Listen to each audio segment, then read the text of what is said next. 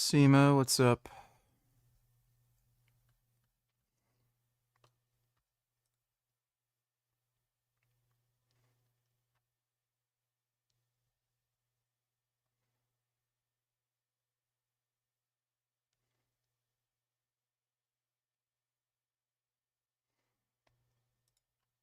I would say that the number one task tip that anyone could give you.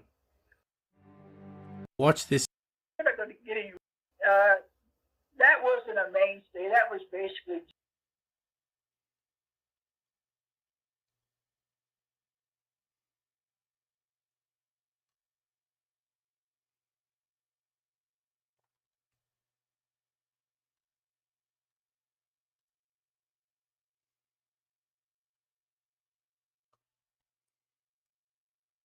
Uncovered something. What do you think of Finland? Not much. It's kind of gay. That I wish I never saw, because it's so dirty and evil and unbelievable, and something that I didn't think is possible for a human being to do to another person. Jessica, what's up?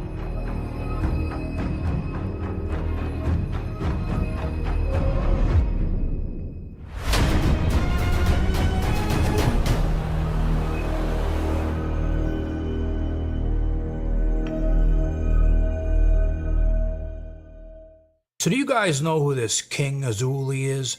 I like to call him King Asshole.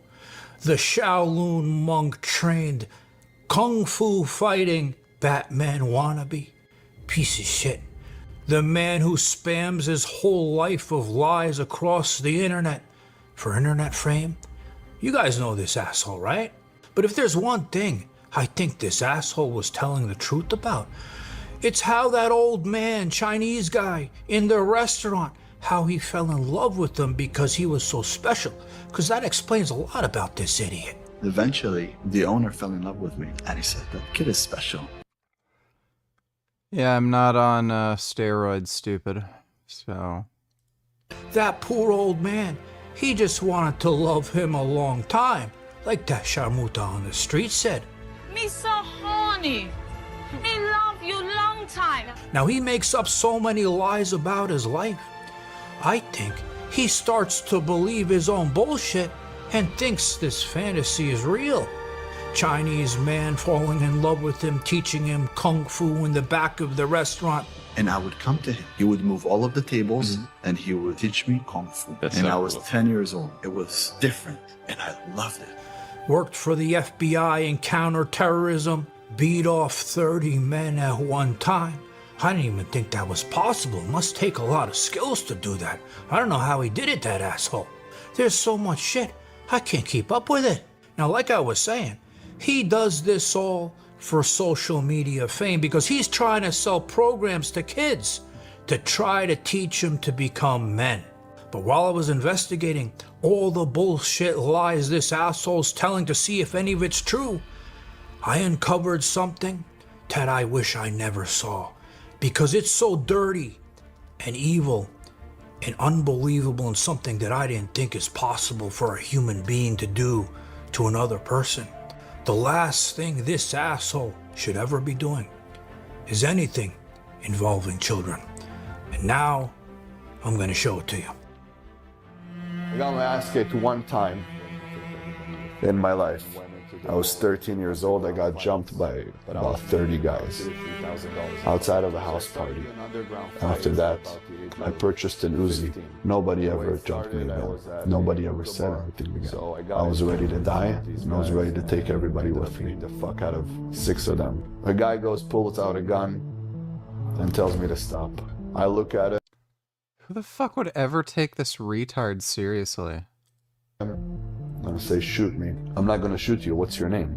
So the fuck are you to ask me my name? I said, shoot me. He said, no. I want you to be one of us. But we're talking somebody from the mob. And I started doing underground fights for him. I also was his bodyguard for a while. I felt very powerful.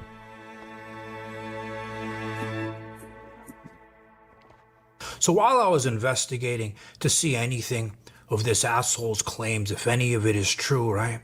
Remember that story? I came up with some things, and I thought they were funny. Remember that story where he said he beat his shins with a bat to make him tough? And I said he's thinking he's Van Damme in that scene of Kickboxer where Van Damme is kicking that tree with the old man and his Sharmuta daughter watching, right? And I said this asshole King Azuli thinks he's in that movie. Well, I was right, because he talks about here how much he was in love with Van Damme. You know, growing up, I mean, the movies that I grew up on was like Jean-Claude Van Damme. That was my dream, to be the next Jean-Claude Van Damme. So all those comments you guys were leaving in the comments saying he thinks he's Steven Seagal, he thinks he's Rocky, he thinks he's the Karate Kid, you guys were right, because he names them all off, this asshole. Before him, it was Bruce Lee. No, didn't get a watermelon. I'm dying. Then we had Steven Seagal, we had Arnold, we had Sylvester Stallone, we had Jet Li, Jackie Chan.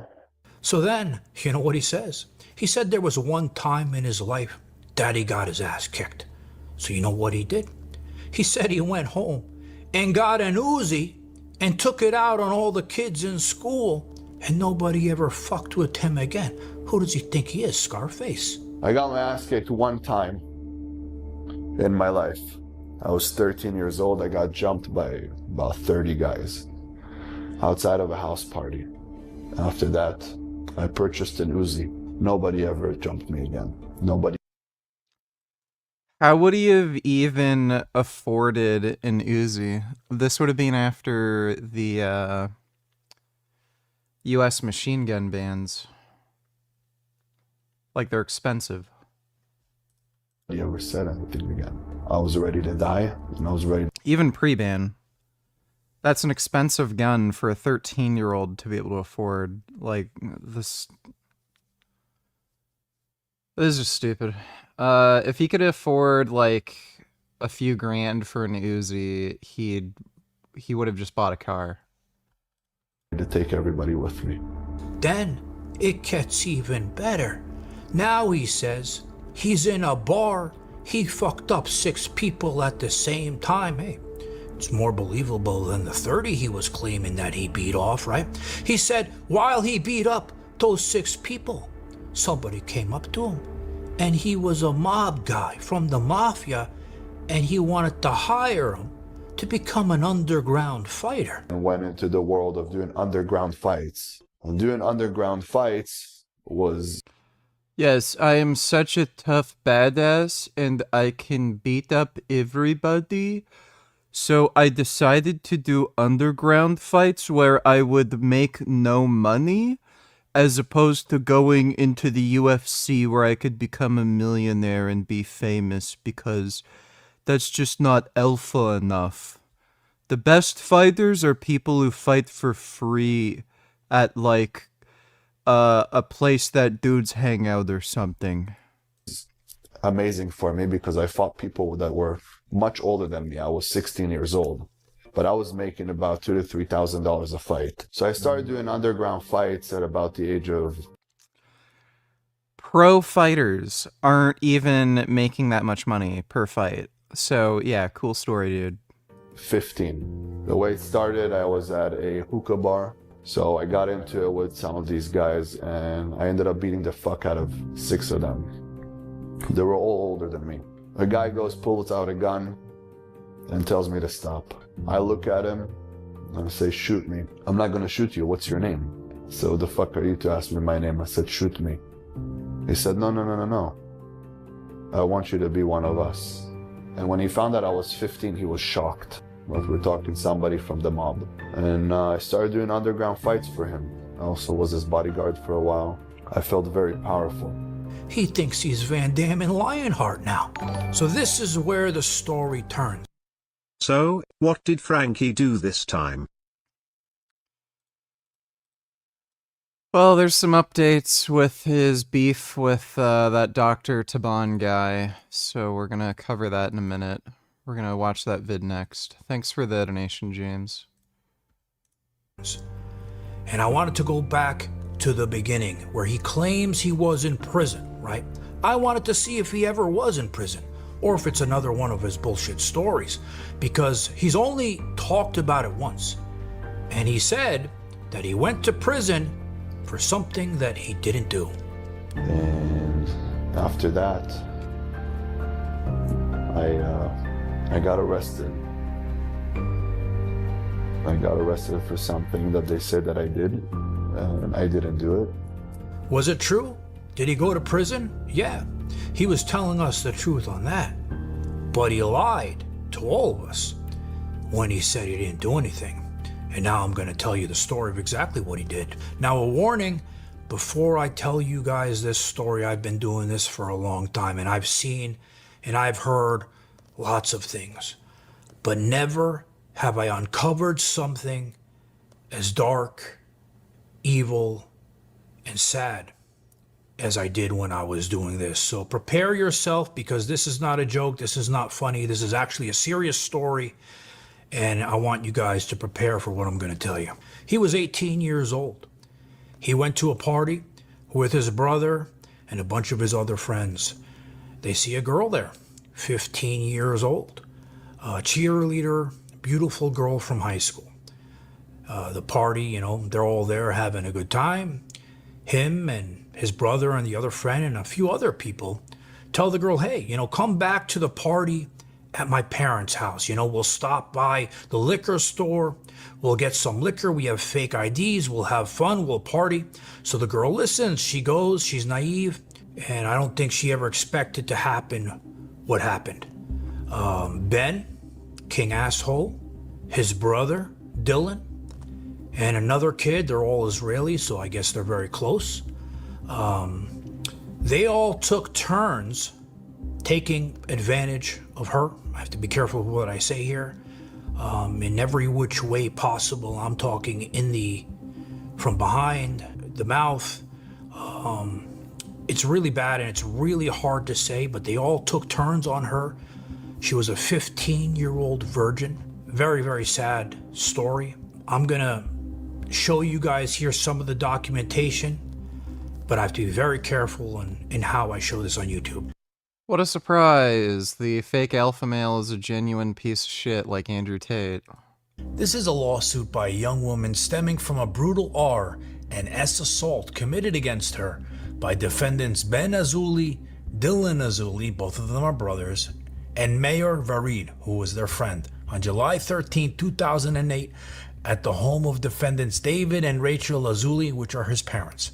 At the time, H, which I had to shorten her name because I do not want her identity revealed. At the time, H was only 15 years old and a virgin. H has suffered and continues to suffer extreme physical and emotional damages as alleged herein. At the party in Sherman Oaks, H, Catherine, and Paulina met defendants Ben and Dylan Azuli, who are brothers. Dylan convinced H, Catherine, and Paulina to come to what he described as a party at his parents' house at Buffalo Avenue in Sherman Oaks, and Ben drove them there. So they were at a party initially, and then he convinced them all to go to his house.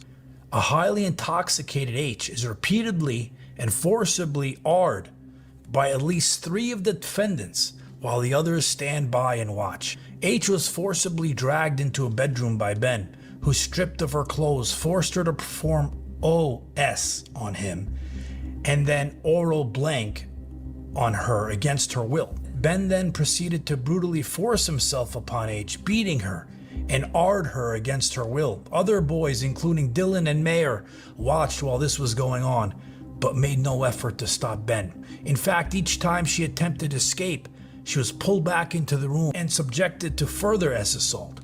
After Ben had finished ravaging H. React.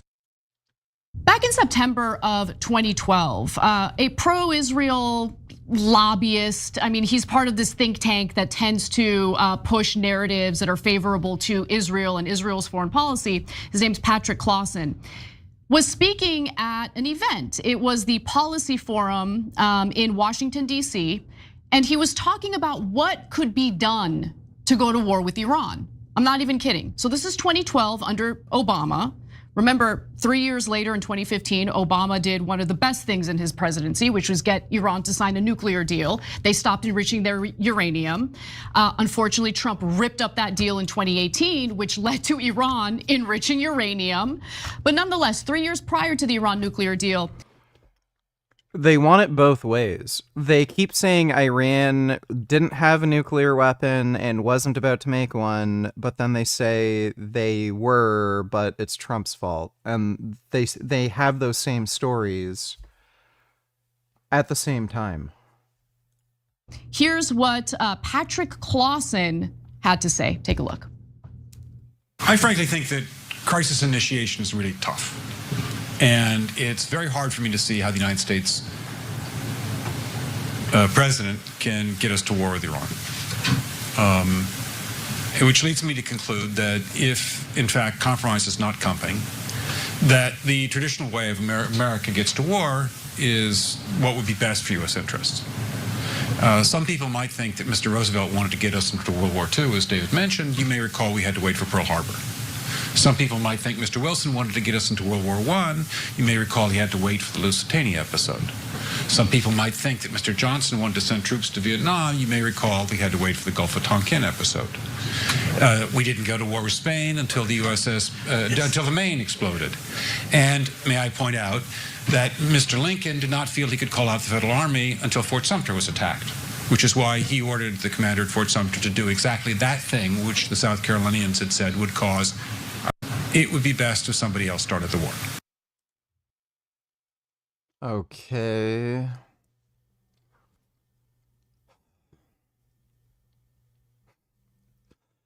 Like, what's the thesis behind this? They're pointing at the fact that the US goes to war for reasons? Okay. Young Turks are fucking retarded. Thanks for the donation, Dodo. Seems like she should have had better sense. Well, she's 15, and these were like friends of hers, so. Thanks for the donation, James. He passed her to his brother Dylan, who dragged her from Ben's room to Dylan's room. While R-ing her, he bit her on the neck and Dylan and Ben then flipped H onto her stomach, face down, and she was again R'd from behind by both. During the R, one or more of the boys had sex with her. After being repeatedly R'd by Ben and Dylan inside the house, Ben and Dylan moved H to a couch in the backyard. Ben and Dylan watched, but did nothing to stop Mayer. Defendants Rachel and David Azuli came home to find a party of at least 8 teenagers drinking and smoking marijuana, but did nothing to intervene. Rachel Azule watched Mayer take H, who she knew to be drunk and underage, out of the backyard through a side door and did nothing to stop them. Ben, Dylan, and Mayer were subsequently arrested and interviewed by the police. Ben and Dylan also informed the police that they had watched Mayer R.H. Ben was prosecuted as an adult. Dylan and Mayer were both charged as minors. Ben admitted his guilt in open court and was convicted on the charge of violating Penal Code Section 288, blank with a minor.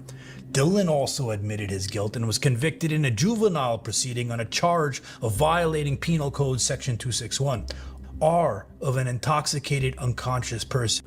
So as you guys saw, very sad story, one of the most disgusting things that I've ever seen in my life. I didn't even think, people are capable of doing these things. And considering she was 15 years old, virgin, how it's affected her. Let's just hope Young Turks goes bankrupt soon. Yeah, I don't know how likely that is, but we can hope. Thanks for the donation, Dodo. Life. The file is over 100 pages long, and there was some confusion that I had in it because it ended up in a default, and I didn't know if this girl, did she ever get anything? Because don't forget, this asshole, he says he's a millionaire now, Did this girl ever get anything? Yeah, all right, so at the end of this, we see they had a confidential settlement, which is the most likely outcome, because we then see that this dipshit attempted to sue the homeowner's insurance of the house in which the assault occurred in. So likely what happened is that they settled for an undisclosed amount, and then he attempted to sue, again, the homeowner's insurance of the home in which this assault occurred in. Now, we know that that was unsuccessful, so he does have a judgment against him. Now, whether or not he's paid, anybody knows. Walking is pretty low impact, so I don't know if 1 to 2 hours is really going to impact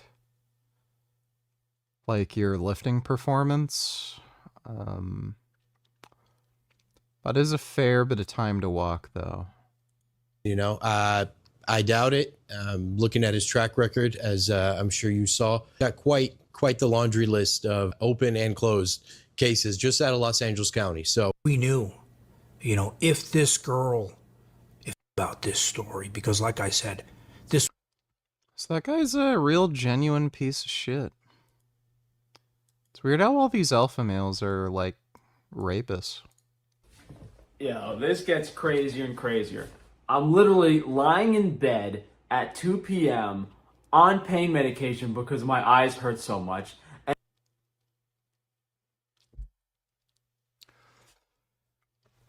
So once again, he is admitting in the middle of the afternoon, he is not at work, he is just at home high on addictive drugs.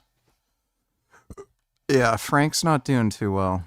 And this police officer rings my doorbell to issue me a restraining order against me that Dr. Taban got. Dr. Taban got a restraining order against me. I'm literally laying in bed, half blind on pain medication because of the procedure he performed, and he's afraid of me.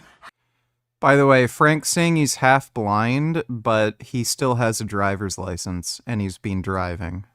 How about you issue a restraining order against Dr. Taban to anyone that walks in his office so he doesn't disfigure their face and make them half blind like he did to me? I mean, that's my idea. But the reason I think he did this is to look like less of a bully, because I actually requested a restraining order against him the week before. So on June 6th, I filed a restraining order against him because he hired this lawyer to harass me and get my social media taken down, and there's all these people gang stalking me. So I guess his lawyer's like, oh no, let's play the victim. Frank is such a bad guy.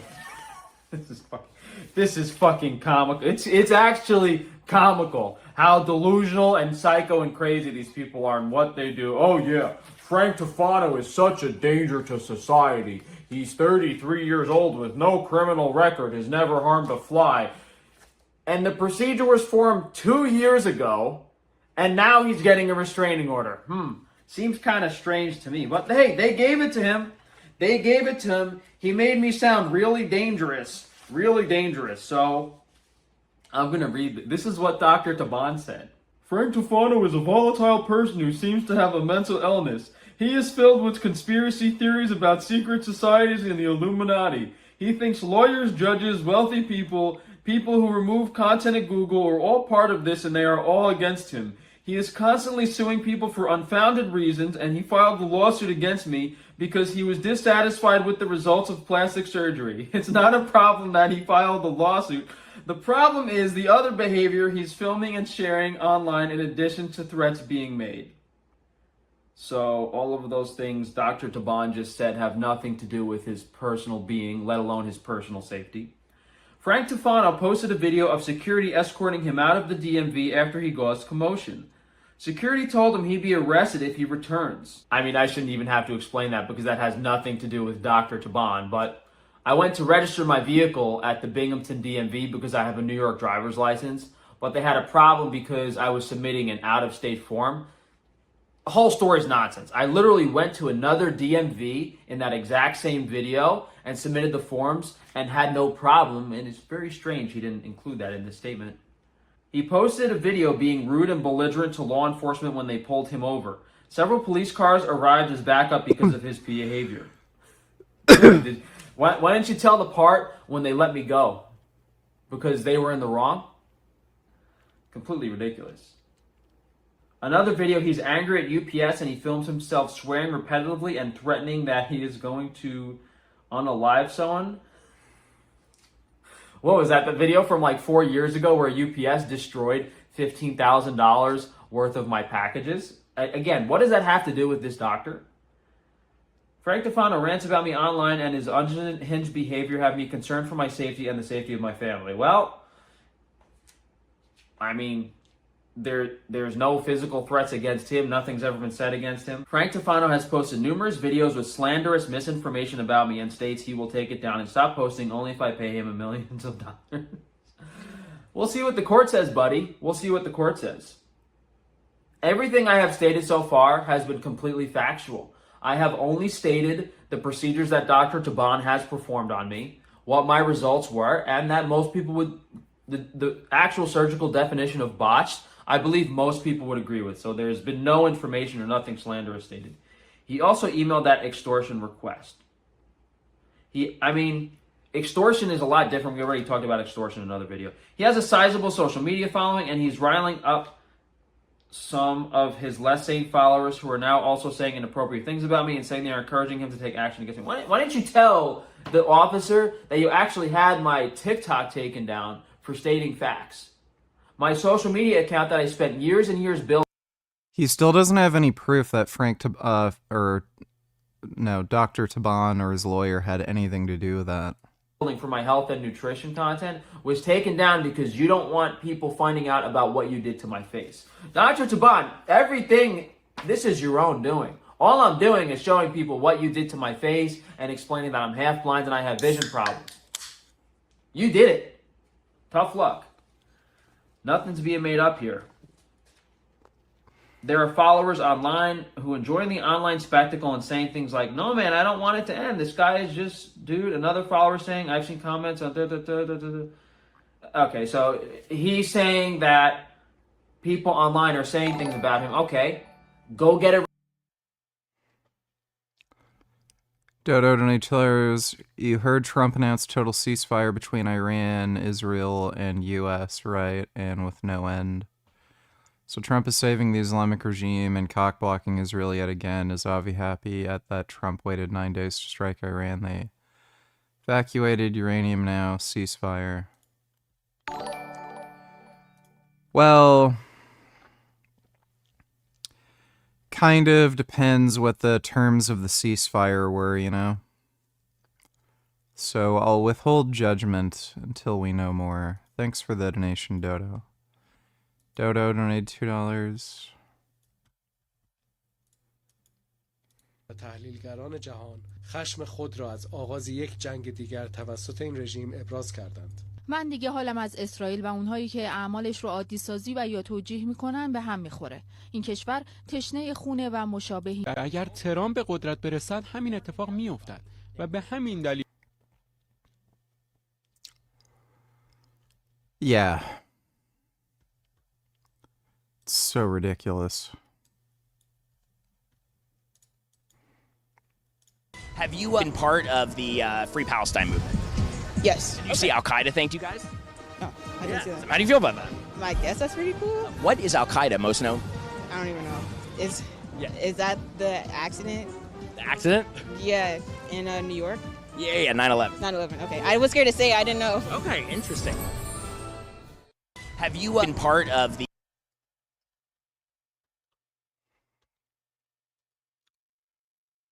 Well,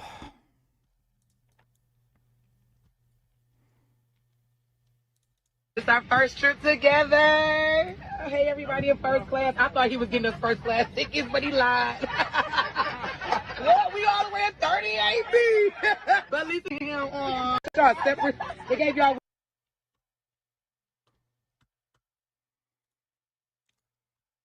well, I would break up with her.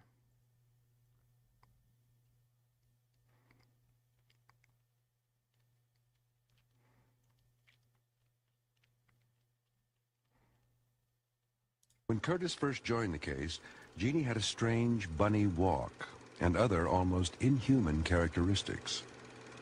Jeannie constantly spat. She sniffed and clawed. She barely spoke or made any noises. The indications are that she was beaten for making noise and consequently had learned basically not to vocalize. And she really didn't vocalize very much at all. When I first met her, she was silent most of the time. Jeannie also received daily visits at Children's Hospital from James Kent, her psychologist.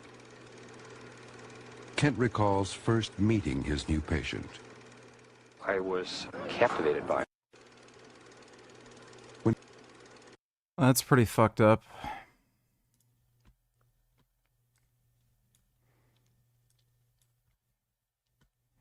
Пошел нахуй отсюда, блядь! За день съедает пол...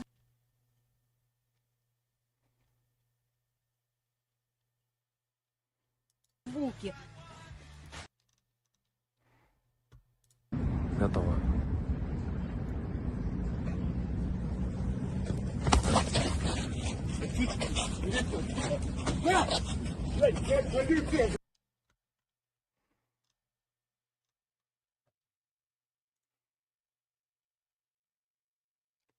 This is propaganda. Who made it? Ask Grok.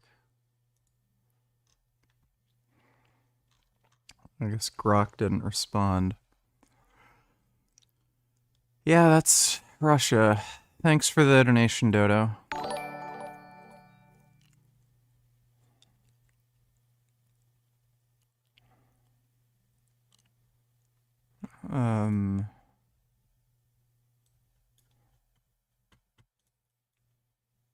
Grocery prices are out of control. The cost of eggs and milk has skyrocketed.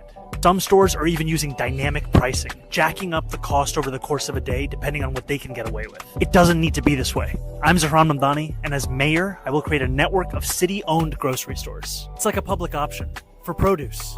We will redirect city funds from corporate supermarkets to city-owned grocery stores, whose mission is lower prices, not price gap. This guy's a literal communist. And these sorts of things never work. What a fucking retard. You have to be a little retard to vote for that guy. Yeah, fat ugly bitches.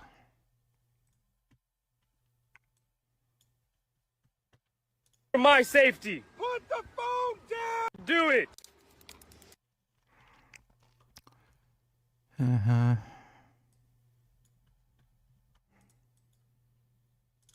I think the guy behind me is videoing me or like taking pictures of me. So I'm gonna set my phone up like against this so we can't see him. Let's see if we catch him.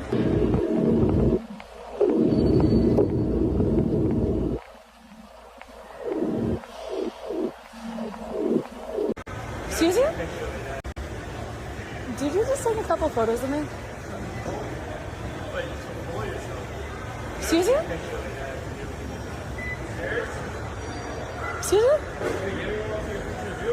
Can I see your phone? Yeah, I am recording. I would just like to see, because I have it on recording. You look like you were zooming in. Can you just pull it up? I don't need to touch your phone or anything. I just want to see. I'll delete them.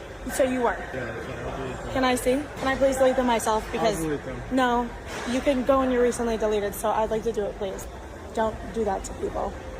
Don't. Or else. That's weird. I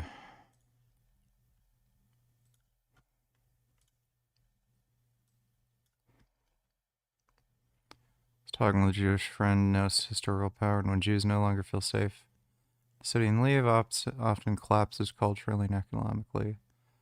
Baghdad, Aleppo, huh. That's pretty funny.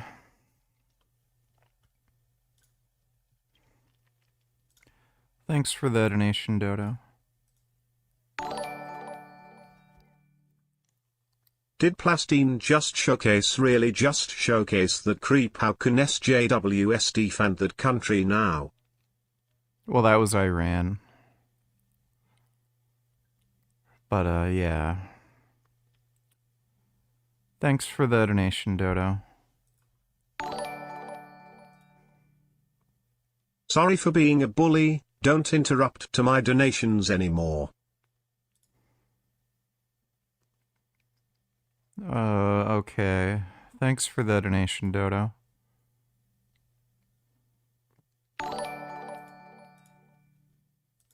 Dinsy's the little retard coming to theaters soon.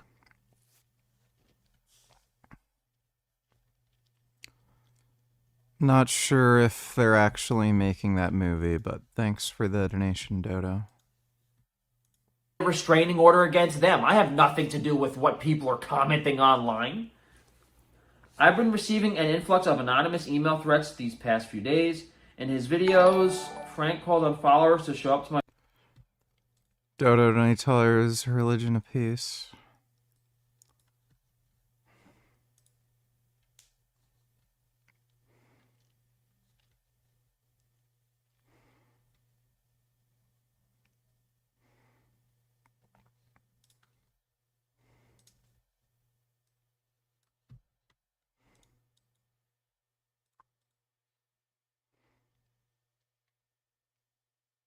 Something quite tragic, which is because of the merging of the Zionist and the Hindutva ideology, large numbers of right-wing young people, in fact, have been made to fall prey to a right-wing ideology where they're saying, we'll go fight for the IDF, and queuing up outside the Israeli embassy in Delhi and saying, we'll kill Muslims, because that's really the ideology that the government has proposed. And it also believes that it can get a ticket, in a way, that it can pay the price for the ticket into the exclusive club of the global north, into this Western civilization, so to speak, by killing some Muslims in its own backyard.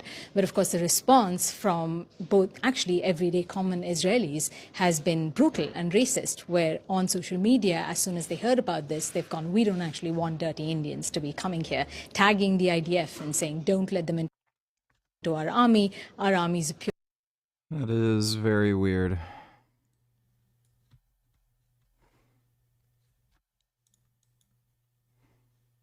NATO is a defensive organization. How is it defensive? Because it has never acted proactively, aggressively. Really? Where were you when the Yugoslavia war was going on? And they were bombing the shit out of Christians in Yugoslavia. Do you remember that? Yes. That was pretty offensive. NATO has always operated in a defensive... I have to look into that. I don't know enough about Yugoslavia. So has it been cool to see how much global support there's been around the pro-Palestine movement? Definitely. Yeah, like from the Houthis, Hezbollah. You guys see the news that like Al-Qaeda came out and they thanked the college protesters? I didn't see that, actually. I'm assuming you guys don't think Al-Qaeda's good. Not generally, no. Oh my god, generally? I mean... Wait, did they do anything good? They caused 9/11. Yes, they did cause 9/11. Do you think Osama bin Laden might have not been as bad as America made him seem? Possibly. There's two sides to every story. That's why you need to ban TikTok. Religion of peace. Yep. That's what you'd expect. Thanks for the donation, Dodo. My office to hand out flyers. And in his most recent video, he said he was considering moving to LA, even if he has to live in a car, to hand out flyers to stop patients from coming to me. Also posted home address of family member online. I obtained it here. I don't. Someone posted the home address of a family. All right, I don't know what that is. Also posted the home address of a family member online. I mean, I have no clue what he's talking about, but there's nothing illegal about handing out flyers of pictures of my face, which is what I'm doing. Okay? You could call the police on the people handing out flyers, and they can determine whether that's legal or not, but I'm pretty sure there's nothing illegal about... And hey, look, Dr. Jaban thinks his surgical procedures are so good and he has such amazing results, so why doesn't Dr. Jaban want me handing out pictures of my face? Beats me. Yeah, so I really think this was because I filed a restraining order against him and he's trying to now play the victim. After harassing me and bullying me and getting my TikTok account taken down, he has this police officer show up to my door. Like, I don't know about your tactics, buddy. It doesn't seem to be working. Yeah, so now apparently I have to respond to a restraining order against him, which again is completely ridiculous considering my currently physically disabled and half-blind state. And I don't understand. Religion of peace, my ass. Yeah, they're not all that peaceful. Thanks for the donation, Dodo. How they would even issue a restraining order against him when I've never even communicated with this doctor directly for like a year and a half or made any threats. It seems really strange to me that they would issue the temporary restraining order and that I have to respond to this. Yeah, I'm just going to submit the, I'm just going to send in the case that I filed and suggest that Dr. Tufano is upset that he's going to look like a big bully and that he's doing this in retaliation to try to play the victim. But I don't think anyone's ever going to see you as a victim, buddy, regardless of what you do. If anything, this is making him look worse in this civil case, because when he gets put in front of a jury trial, they're going to crucify him.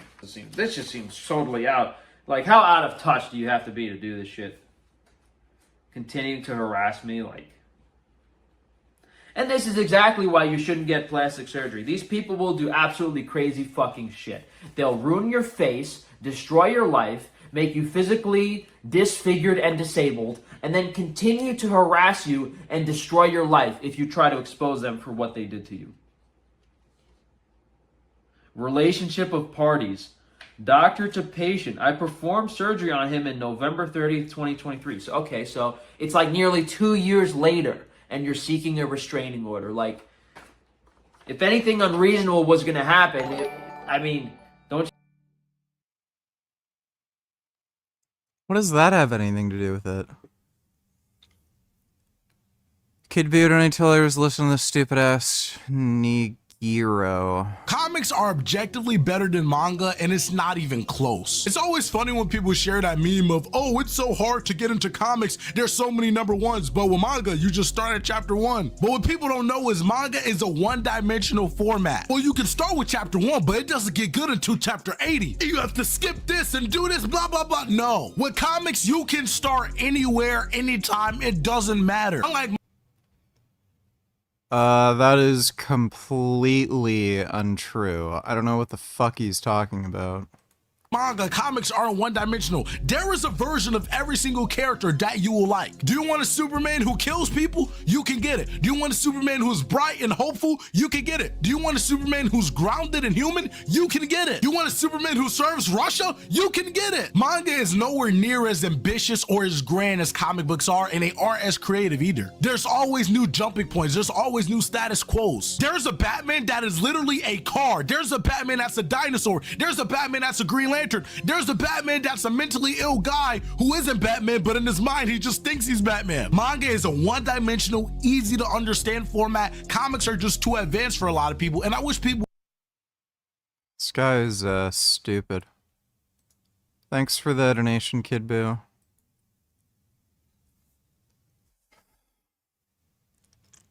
Comics are just too advanced for a lot of people. They can't wrap their heads around if Batman was a crocodile. What a fucking dumbass, dude.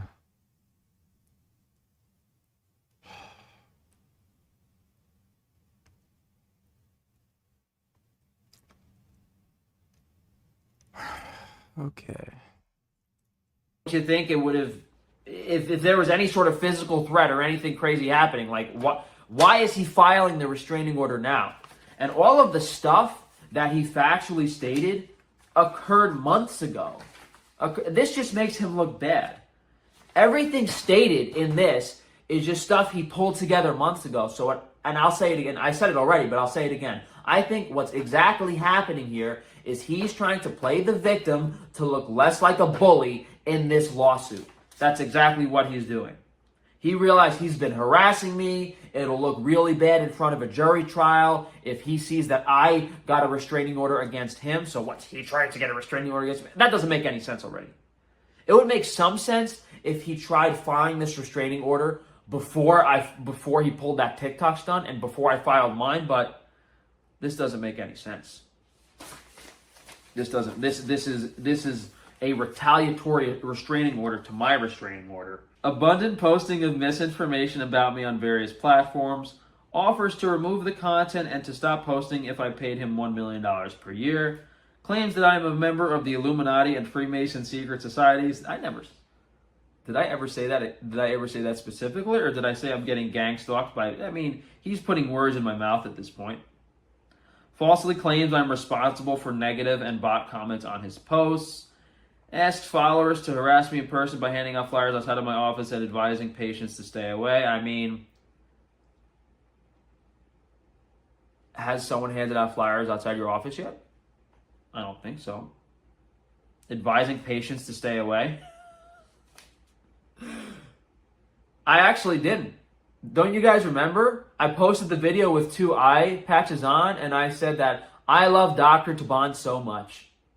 Now that I am partially blind and physically disabled, I no longer have to worry about my appearance because I get to lay in bed on pain medication all day. My life has improved so greatly from Dr. Taban. You guys should go see him and see what he can do for you. Fucking unbelievable. Frank seems mentally ill, and I fear for my safety and my family's safety. As he states things said by other people and irrelevant situations, I really don't understand how this was even granted. Like, Frank got angry at the DMV because they wouldn't let him register his car. Frank got angry because a police officer was about to repo his car. Oh, by the way, what's ironic about that situation, I was actually coming back from an eye doctor's appointment in the city because my eyes were so fucked up from Dr. Taban, and then I was upset.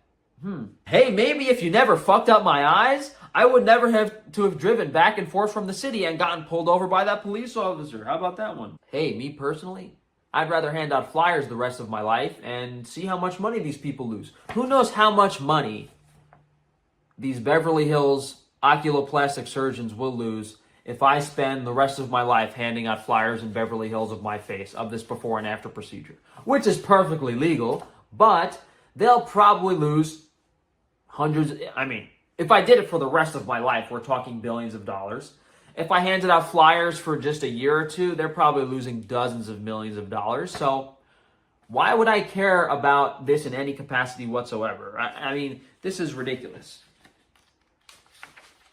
If I wanted to actually make an impact and do good, I would be handing out flyers and warning people of these procedures.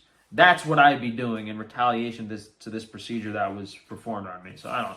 This just seems completely ridiculous. Definitely would have never guessed this one. What do they say? Out of left field for sure, or out of right field? I don't know. What's the saying? This whole situation is fucking hilarious. I'm not even joking. I was literally lying in bed, doped up on pain medication because my eyes hurt so much, and this fucking police officer knocks on my front fucking door, and no one knows where I live because I'm renting this house from someone. There's none of my documentation on it. So somehow this police officer found out where I lived, and then you used your credit card to pay for the surgery. No shit, the doctor is gonna know where you live. How does he not register that? Like, they have your home address, stupid. And issued me a restraining order about a doctor that's afraid for his life against me. Oh, yeah. It's fucking hilarious, dude. I'm literally laying in bed fucking disabled in the middle of a work day, and he's like, you're gonna harm this person. It's fucking disgusting, dude. It's fucking hilarious. Oh my god. You can't make this shit up. This guy is getting more and more delusional, dude. More and more delusional. He thinks like... Yeah, you're one to talk. People are going to be on his side. Like, literally, this scumbag Hollywood law firm gets my TikTok taken out. It's fucking hilarious. It's fucking the villains trying to play the victim. Well, that's Frank.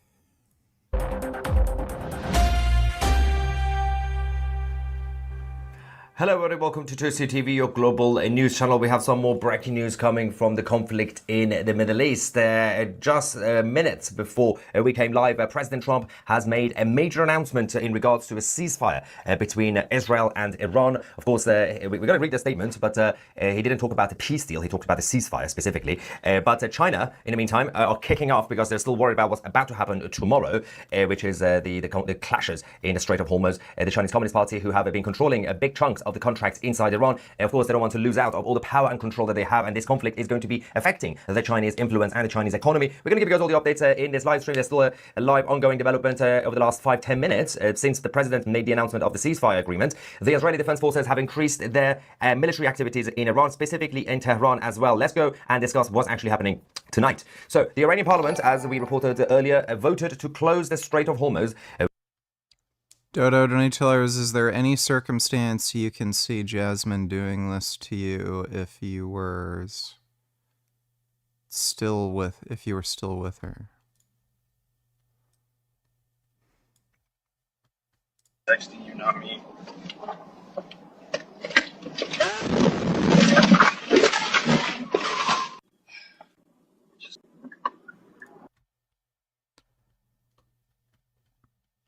No, I don't think so.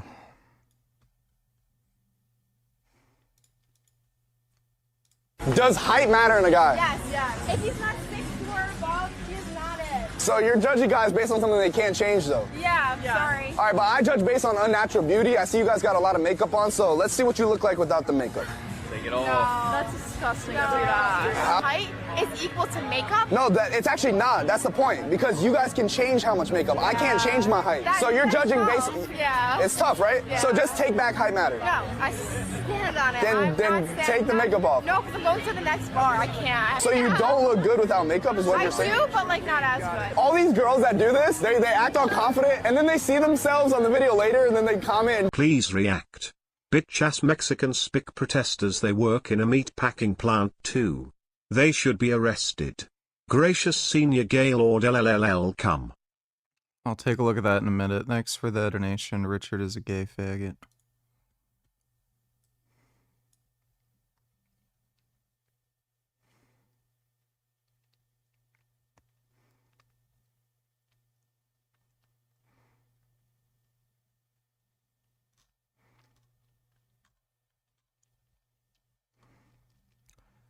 Thanks for the donation, Dodo. Get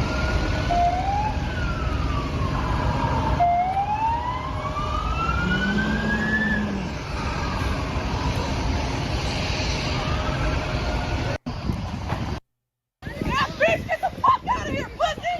Come on!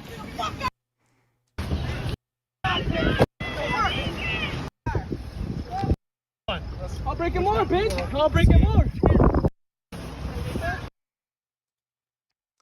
Yeah, definitely deport Me gusta, le doy al gatillo. Tengo el cora bien frío, bien frío. Tengo un...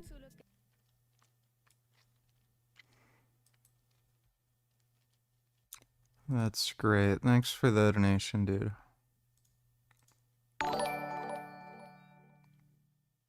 Frankie keeps saying he's half blind, but he's reading that piece of paper with tiny text from quite the distance for someone with vision impairment. That's a very astute observation. It's almost as if he's exaggerating his visual impairment. He's also driving, so I don't see how he could be that visually impaired if he's driving. But thanks for the donation, Sukine.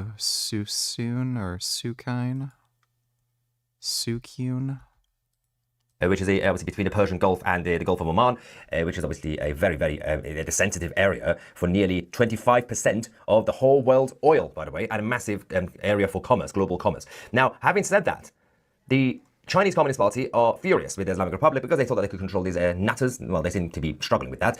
China has issued a massive warning to the Islamic Republic, threatening the Iranian regime after the IRGC voted to close the Strait of Hormuz, saying that the Persian Gulf and nearby waters are vital trade corridors. They must be kept stable and free from disruptions. If you affect the Chinese Communist Party's money, well, of course, the communists are going to get angry that they're losing their money.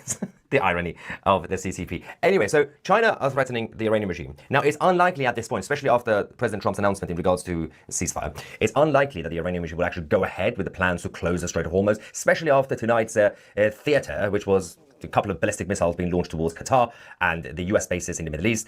Of course, the Iranian regime gave a heads up to the Americans a few hours in advance to make sure that, they don't actually hit the Americans. They didn't want to do that because Iran will be destroyed. It was just to save face, and the Americans agreed, saying, fine, launch your missiles. We're going to go and evacuate. That aside, because that happened, and the President Trump basically said, well, we're not going to retaliate, then President Trump's narrative is everything's fine now. So it's unlikely that the Iranian regime will close the Strait of Hormuz, right?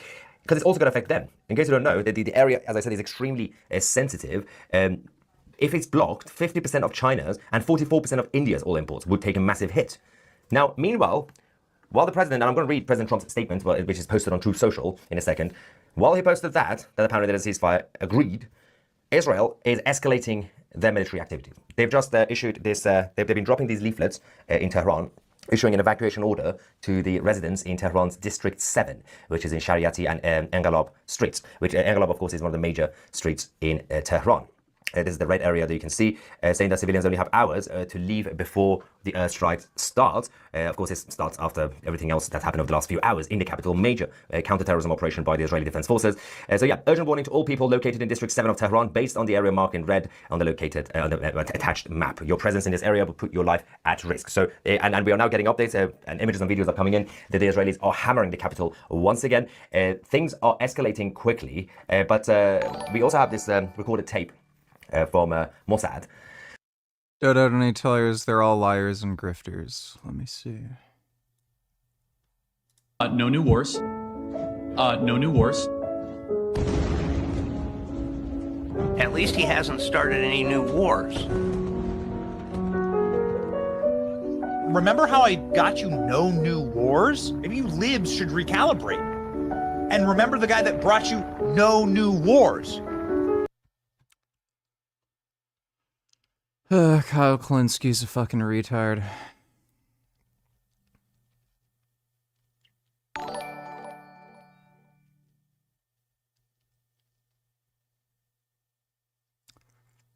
Yeah.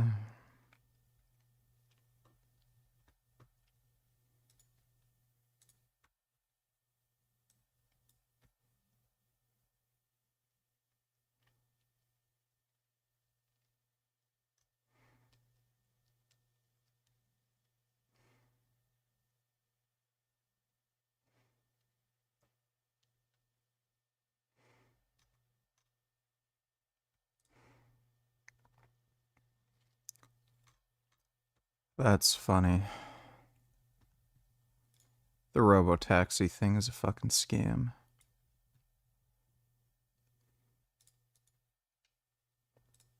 All right, everybody. I am on my second robo-taxi ride. We are heading over to Auditorium Shores. We'll be there in 5 minutes. And here is the screen. I will tell you, it is a this is my second ride. The first one will be up very soon. I'm going to record a podcast with Hans, and then we'll get it up on the interwebs, as they say. Super smooth. It's literally like riding in a Tesla, just hanging out, and there's no driver. Zero drama. We have our wonderful safety rider making sure everything's safe. There's some buttons here you can check. You can so they're not autonomous.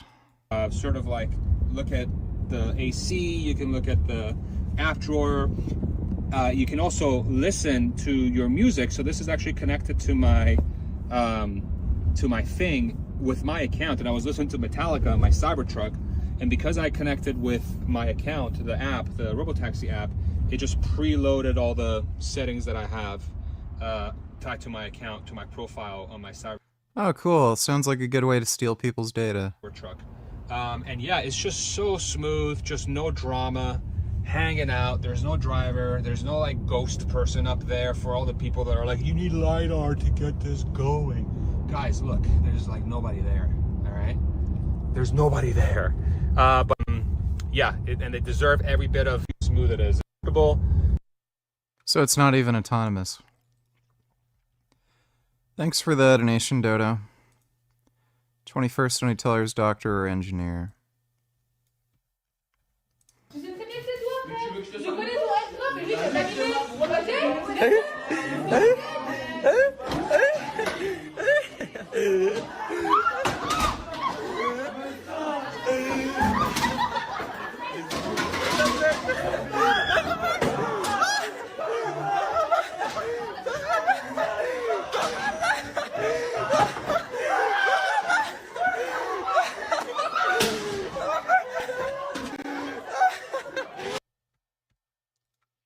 Glad I never grew up in France, doctor or engineer.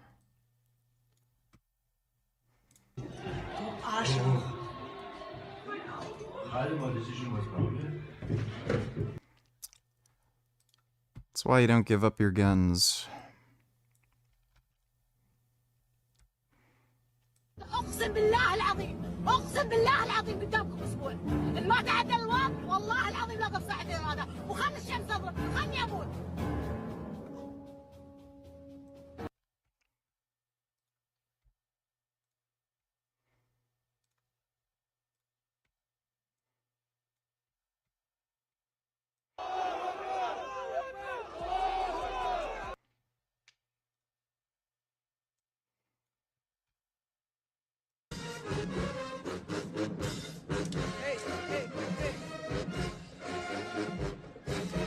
They're pretty fat.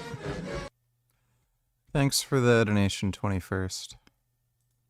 They've been calling certain people in the IRGC. They used to do that with Gaza, but for different reasons. And basically called one of the IRGC members, this Mossad guy, telling him that this is your last opportunity to leave, to flee with your family, otherwise we're going to come and get you. So let's quickly go to this audio tape that we have. It's got obviously English subtitle.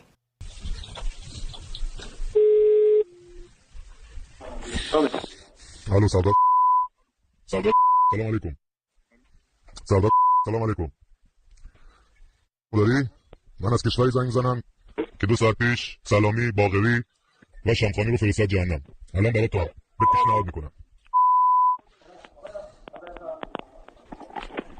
اومد رو خط بیارش رو خط الان صدامو داری گوش کن من از کشوری زنگ زنم به توضیح میدم خوب گوش کن من از کشوری زنگ زنم که 2 ساعت پیش باقری سلامی شامخانی رو دونه دونه فرستاد جهنم الان تنها پیشنهادی که به تو میکنم هم میتونم به پیشنهاد کنم 12 ساعت وقت داری که پاتو بگیری با زن و بچت فرار کنی وگرنه تو الان تو لیست مایی تو دونه دونه توریستی که من دارم نگاه میکنم و هدف بعدی ما هستی با خاک تو خانواده‌ات بچه‌هات همه رو میزنی فقط زنگ زدم بهت بگم ببین تا وقتش هست بهت مهلت میدم گفتم 12 ساعت از همین الان دقیقه که با صحبت کردم وقت داری فرار کنی وگرنه هر چی دیدی از چش خودت دیدی ما از رگ گردنم بهتون نزدیک‌تریم اینو خوب بکن تو گوشت خدا من بهت گفتم من الان قشنگ بهت گفتم دیگه بهت مهلت دادم کجا گرفتم تمام این خونخوارا تمام این مثل سلامی و امثالشو فرستادیم همون جایی که باید خیلی زودتر میرفتن تو هم میخوای یکی از اونا باشی تو هم میخوای بعدی باشی تو لیست تو هم میخوای زن و بچه‌تو به فنا بدی خب دارم بهت میگم بهت پیشنهاد دادم زنگ زدم بهت بگم 12 ساعت وقت داری یه فیلم درست کنیم ما از این حکومت دست کشیدیم و نمیخوایم جونمون رو قربونی آدمایی کنیم که زدن کشورمون رو 46 سال نابود کردن فقط کشتن فقط دزدیدن فقط بردن فقط تیکه کردن من آدرس تلگرام برات میدم بفرست Ladies and gentlemen, we have some breaking news. I was just about to read the statement from President Trump announcing the ceasefire. The Iranian regime have responded to President Trump's ceasefire announcement, saying that Iran have not received any ceasefire proposal and we see no reason for one. The official have said that Iran will continue to fight until it achieves lasting peace and it would view remarks from Israel and the US as deception. The quote is, at this very moment, the enemy is committing aggression against Iran and Iran is on the verge of intensifying its retaliatory strikes with no ear to listen to the lies of its enemy. So the Iranian regime are rejecting the idea that there is a ceasefire. Let me just quickly, this is getting a little bit confusing right now for everybody. President Trump's announcement when it comes to the ceasefire, the Iranian regime are basically denying it. Now, of course, this could be all part of the whole game, psychological warfare that is happening. All right, so this is what the president said.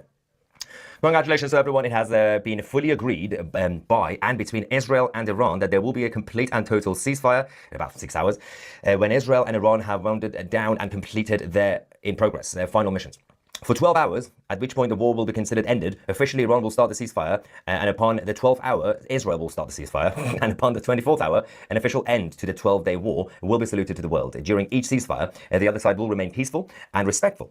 On the assumption that everything works as it should, which it will, I would like to congratulate both countries, that's fascinating, Israel and Iran, having a stamina and courage And so they intend to end it, what should be called the 12-day war. This is a war that could have gone on for years and destroyed the entire Middle East, but it didn't and never will. God bless Israel, God bless Iran, God bless the Middle East, God bless the United States of America and the world. So this is what the president said. The Iranian regime was saying that we're not doing a ceasefire.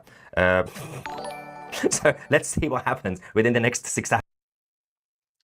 Dodo donate $2.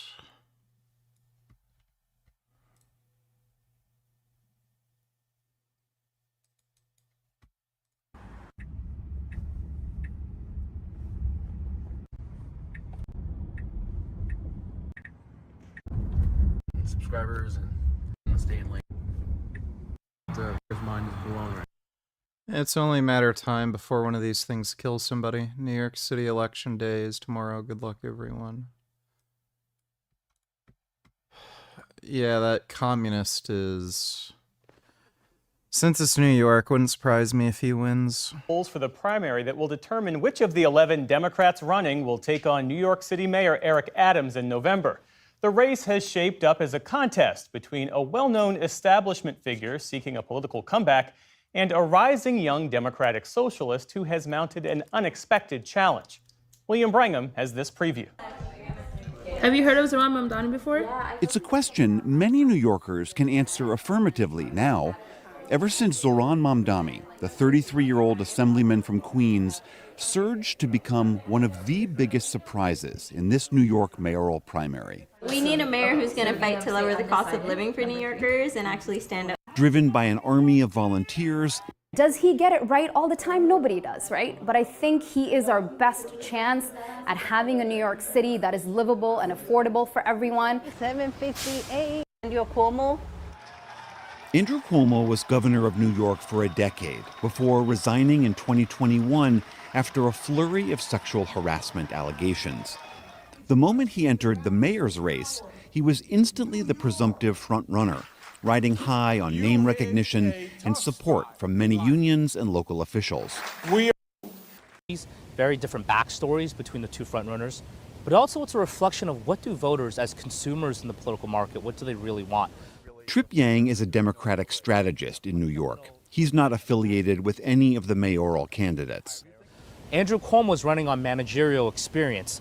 I know how to run a state. I can therefore govern the largest city. No training required. Right. Zoran Mamdani is banking that New York City Democratic voters view an election for mayor as a sales pitch, not a job interview. They want to be inspired. What is it about Mamdani that you find appealing? I think he's very smart, and he's run a good campaign, and I think he has a kind of charisma that will unite the city. Who would you like to see win? Andrew Cuomo. How come? Because I think he's a terrific politician. I think he understands how to run things. You know, he's a tough guy.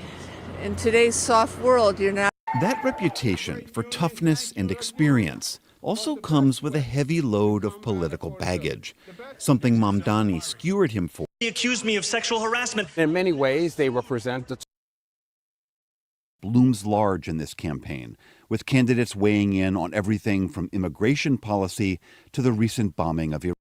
In November. Well, hopefully Cuomo wins. That Muslim guy is a dirty communist. Hours Thanks and for the donation, 12 Dodo. hours for Israel. I'm not really sure why. Each country will have to do a different time for the ceasefire, but it is what it is, right? President Trump also earlier on praised Qatar, saying, I would like to thank the highly respected Emir of Qatar for all that he has done in seeking peace for the region. Regarding the attack today at the American base in Qatar, I am pleased to report that in addition to no Americans being killed or wounded, very importantly, there have also been no Qataris killed or wounded. Thank you for your attention to this matter. Of course, Qatar has coordinated it with the Americans to make sure nothing actually happens. Meanwhile, while that's happening, just before the ceasefire agreement, we had the announcement that the White House officials are saying that President Trump is now pressuring Netanyahu to essentially accelerate the plans to end the conflict as soon as possible, saying we, the White House, want a deal and we don't want any more wars. So if I were, again, this is a breaking news live stream, and you might watch this a week from now, 6 months from now, 10 years from now, and the whole thing could change. So what I'm about to say is right now, my instincts. This could either be the president, but all sides basically agree to save face, something like this, and there will be some sort of ceasefire, right? Or President Trump has been under pressure, especially from the Republican Party, some of his supporters, to not come across as a pro-war president, right? But he gave a deadline to Iran. He threatened Iran. He said, I will do an airstrike if you don't play ball. So he had to do that, right? He had to do an airstrike. Following that, the Iranian regime had to retaliate. Now, President Trump didn't want this to continue. President Trump doesn't want to be a pro-war president. So he has to say that, while in reality, Iran and Israel will continue their conflict. And he could just say, hey, I tried to stop them and they're not stopping. That's the only explanation right now, considering that the Iranian regime have rejected the ceasefire. Basically say, we're not stopping, we're going to fight. We haven't heard from the Israelis yet. I'm not sure. I mean, we've had a lot of breaking news on this channel, which is like imminent. Everything's happening when it comes to President Trump. And now, of course, the Israelis don't. Tonight, we begin with major breaking news. It's a development that few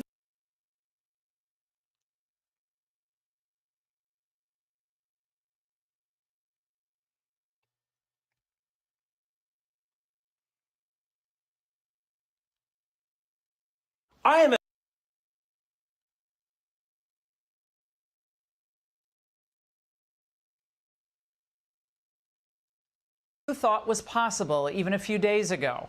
But with President Trump in charge, we've seen time and time again, the so-called experts are proven wrong.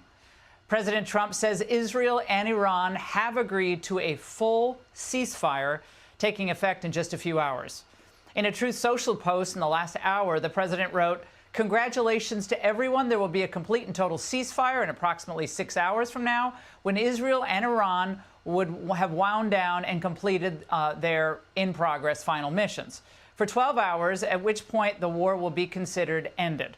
On that assumption that everything works out as it should, which it will, I would like to congratulate both countries, Israel and Iran, on having the stamina, courage, and intelligence to end what should be called the 12-day war. This is a war that could have gone on for years and destroyed the entire Middle East. Up his report from Tel Aviv, and the producer got in my ear saying, "Trump Truth Social coming in the email right now," and The U.S. has just crossed one of Iran's red lines. It flew 7 heavy bombers carrying more than 400,000 pounds of explosives across the Atlantic Ocean directly to Iran with the intent of attacking the country's most heavily fortified nuclear facilities. And Donald Trump says it worked. Tonight I can report to the world that the strikes were a spectacular military success. Iran's key nuclear enrichment facilities have been completely and totally obliterated. That assessment is a very early one. The U.S. military says it does not yet know exactly how much damage it caused, except to say it's significant. Initial battle damage assessments indicate that all 3 sites sustained extremely severe damage. Imagine tellers, why does it matter what a New York City mayor thinks about Israel? Because it shows their political ideology and how intelligent they are. They're running for mayor of New York City, not mayor of Tel Aviv. Their job is to manage the city, not geopolitics. That's a very dumb statement. He's also not a communist. He's a democratic socialist. He's a communist. He's in favor of private business. He's clearly not. Thanks for the donation, Emma. You're an idiot. And destruction. But what we know more about is how the U.S. military says it executed such a complex attack. Take a look at the facilities up here and over here. Now look, this is gone. An attack that appears to have caught Iran completely off guard, and for which that Trump is best poster of all time. Name a better poster.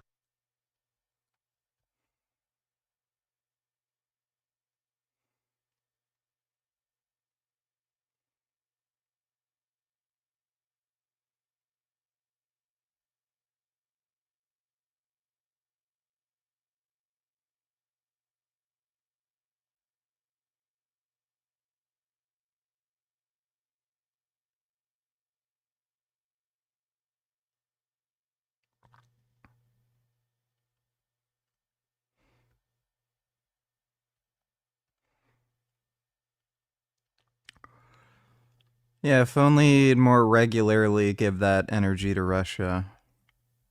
Thanks for the donation, retard. country has now promised to make the U.S. pay everlasting consequences.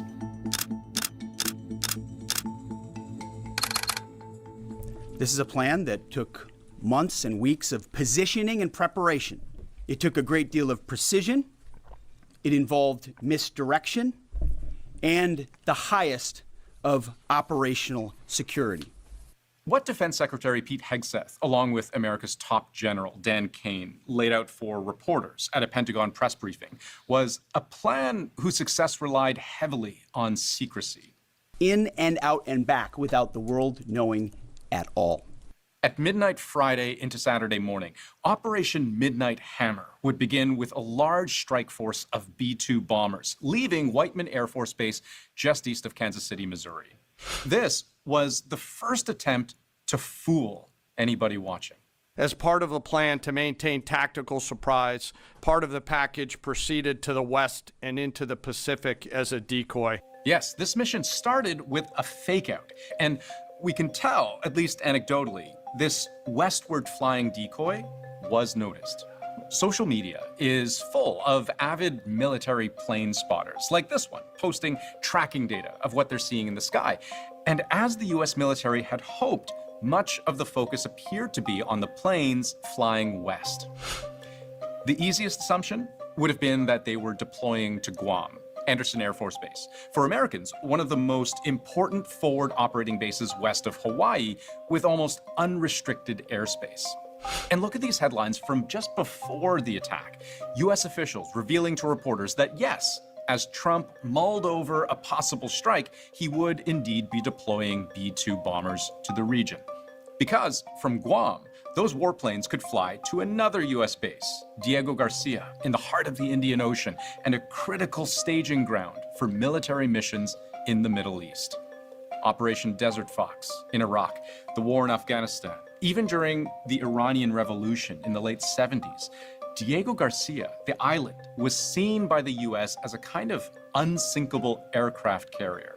So flying a set of bombers there might appear like typical US military behavior, especially for this part of the world. That's a normal military operation for us. And when I saw the news, I wasn't surprised. All of warfare is deception, and that was a brilliant move by the United States, sending the B-2s to Diego Garcia and make it appear that they were going to be stationed there ready and on call, not necessarily waiting to be attacking that night. So this would have seemed to journalists like a key piece of the puzzle, if Donald Trump was indeed seriously concerned.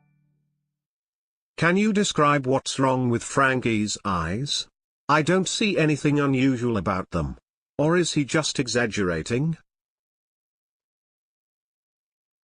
He had a cosmetic surgery that made him cross-eyed, and he recently got a corrective surgery for it, so they're not as crossed and they're tracking better. And most of what he's saying seems to be made up. Like the degree to which he has visual impairment is massively exaggerated.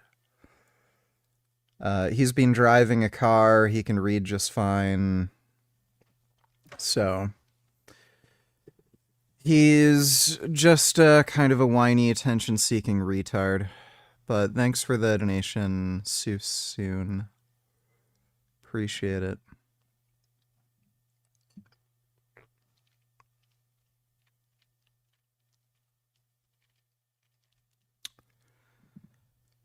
I'm very hungry.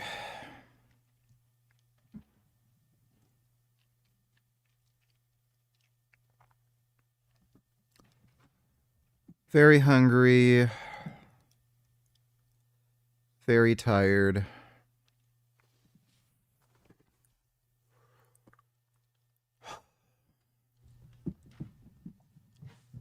This diet is kicking my ass, dude.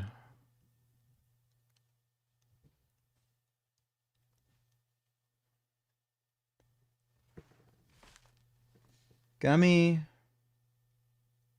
Gum. I think Gummy has the zoomies upstairs.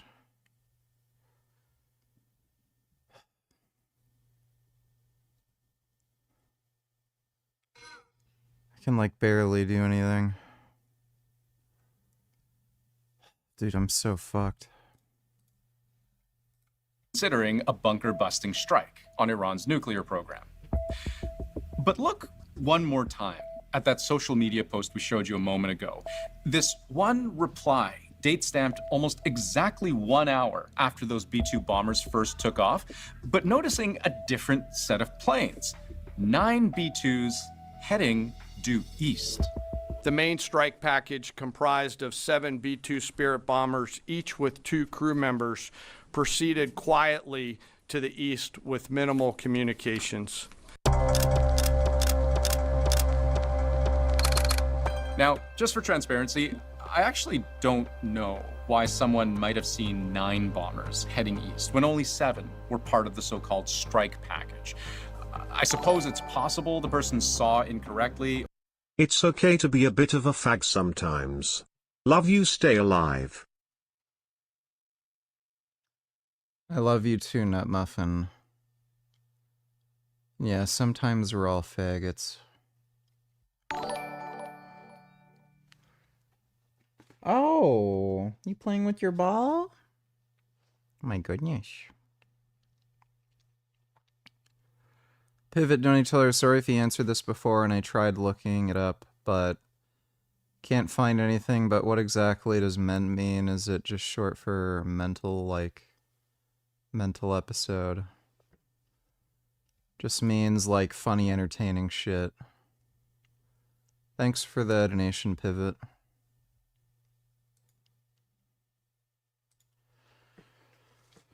Like,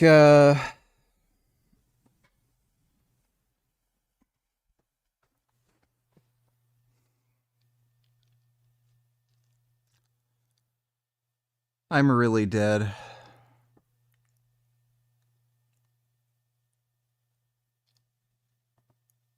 can't stop, I just want to eat. I just perma want food even after I eat. It's just,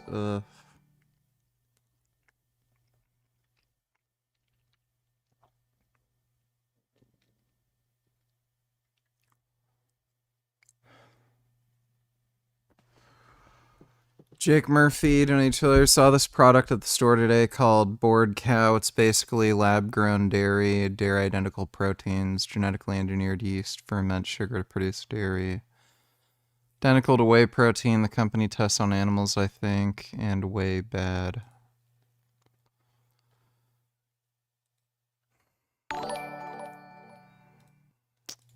Nice try.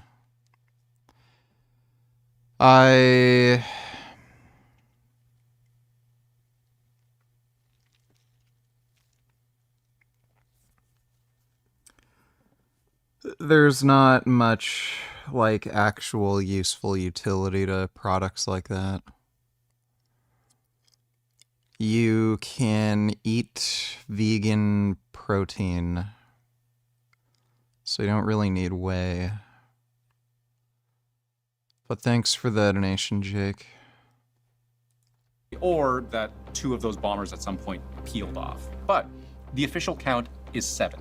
7 of the most advanced stealth bombers in Fully natty bra, fully natty bra, fully natty bra, fully natty bra, fully natty bra, fully natty bra, fully natty bra, fully natty bra, fully natty bra, fully natty bra, fully natty bra, fully natty bra, fully natty bra, fully natty bra.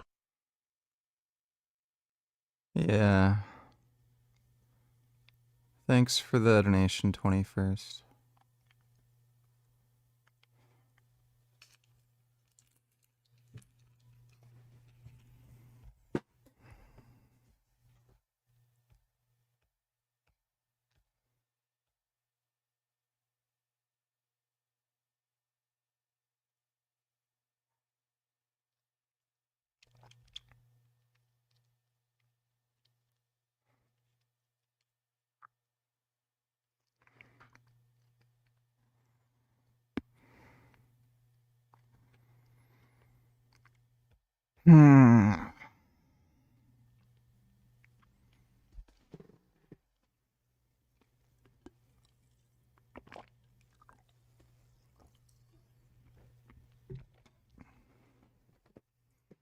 world, maintaining as much radio silence as they can get away with as they began what would be an 18-hour journey across the Atlantic.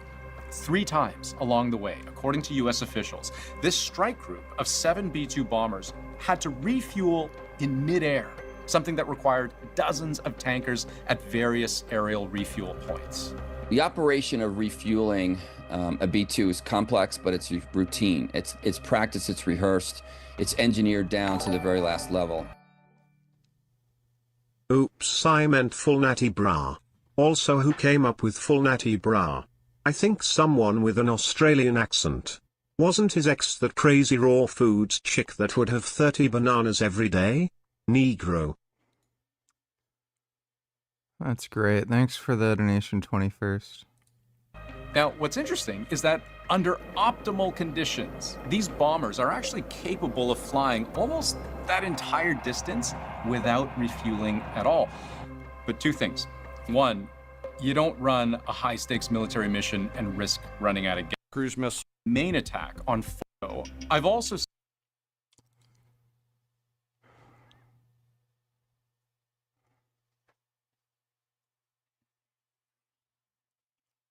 Fuck is this?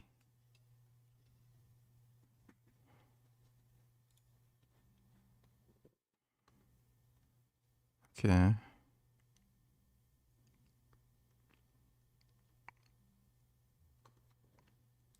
But we are ready to negotiate substantively on the principles and regulations, but the Ukrainian side should also be ready for this. Its Western sponsors and so-called allies did not push for the fight against the last Ukrainian, but pointed to the realities of today and pushed for agreements, not for the continuation of hostilities. That is all. We are in contact, our negotiating group is in contact with each other. I just asked Medensky. He said he had just spoken to his counterpart from Kiev today. In principle, they agreed to meet after the 22nd of July. Dodo Donateller is interesting. The universe may have some kind of inherent spin, which is not expected unless the universe is inside a spinning black hole. Let's watch this new evidence. Physicists say we live in a... Okay, we'll watch that in a second. Thanks for the donation, Dodo. Is also, in my opinion, sincerely striving for settlement. Of course, we will rely on the position of our friends from China, India, and other countries. We are constantly in contact with them on this issue. They are also very concerned about this. When I meet with the leaders of these countries, almost all our conversations start with this, and I tell them about it. And we are grateful to them for thinking about it and looking for a solution to this conflict. Believe me, we also want to complete it as soon as possible, and even better, in a peaceful way, if we can agree. If tomorrow Israel, with the help of the United States or without the help of the United States, simply conquers Khamenei, what will be your reaction and the reaction of Russia and your first actions? This is the first part of the question. Mr. Talby, if you allow me, I hope that this will be the right answer to your question. I do not even want to discuss. Did you see this fat guy react to one of your moments on stream earlier this week? I'm not sure if you heard about it, so I wanted to be the first one to tell you. You should debate him, VG. I should probably take that photograph. You sent me a meme of Nickelback, and I know what video you're talking about. People have already sent it to me, and I don't care. Thanks for the donation, Tyler. Dodo donated $2. Sometimes when I send you these kinds of videos, it overloads your brain. You're already tired, and then you start thinking, and it overloads your brain, and you fall asleep, so make yourself comfy just in case you fall asleep, okay? Alright, I'll be sure to do that. Thanks for the donation, Dodo. Black hole, not metaphorically, not emotionally, and not just during tax season, but literally inside a black hole. And not just this, a group of researchers has published a paper claiming that we've got the Big Bang wrong. It was actually the collapse of an earlier universe to a black hole, which we now live in. That sounds wild. Let's have a look. The idea that we live inside a black hole isn't entirely new. The thing is that on the inside, black holes can look very similar to our universe, so similar that we couldn't tell the difference. To understand why this isn't as nutty as it sounds, I need to make a brief excursion into how Einstein's theory of general relativity works. Einstein's theory connects the spatial distribution of energy of all types, including mass, with the dynamical behavior of space itself.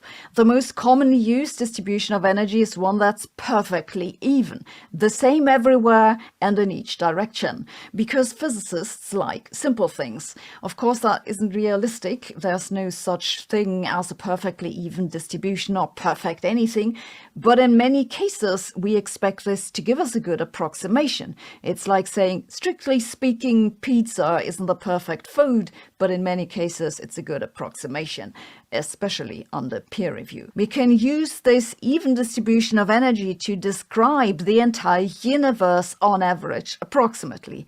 And here's the thing, we can also use it to describe how stars... That's not a pizza, that's fucking like shortbread cookie dough. You can even see the cookie cutters right there. The fuck? collapse on average approximately. It's just that for a collapsing star, we cut off this energy distribution at some radius, like a cookie cutter, so to speak. And then outside we attach vacuum. Once we've done that, the only difference is that for the star, the energy distribution contracts, whereas for our present universe, it expands. You see, these two cases are surprisingly similar, except for the direction of the dynamics, so let's talk about that. If matter collapses to form a black hole, then this will technically, mathematically, create a singularity, an instance of infinite energy density where time ends. Physicists think, however, that this can't be correct. They believe that this just means our current theories are insufficient. They think there are effects of quantum gravity or quantum fluctuations of space and time that prevent energy density from becoming truly infinite, because much like nothing perfect is real, infinities aren't real either. If that's correct, and energy density just can't go to infinity, which is very plausible, what will happen is that the collapse of matter stalls and then turns into an expansion. And that then looks mathematically almost the same as our expanding universe. Almost, except for three differences. The first is that, well, the universe is now inside of a black hole. Second, it isn't actually infinitely large. It must have a boundary somewhere, because think of the cookie cutting.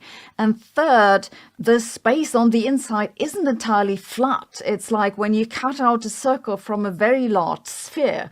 That circle will be almost flat, but not entirely. So they're slightly different. However, the boundary may be so far away and space so nearly flat that we wouldn't notice the difference. What's new in the recent paper? The authors have looked at just how this transition from the collapsing matter to an expanding universe could happen. They say the collapsing matter is predominantly made of fermions, particles like electrons and quarks. These particles famously don't like to share places. You can't put two of them in the same location.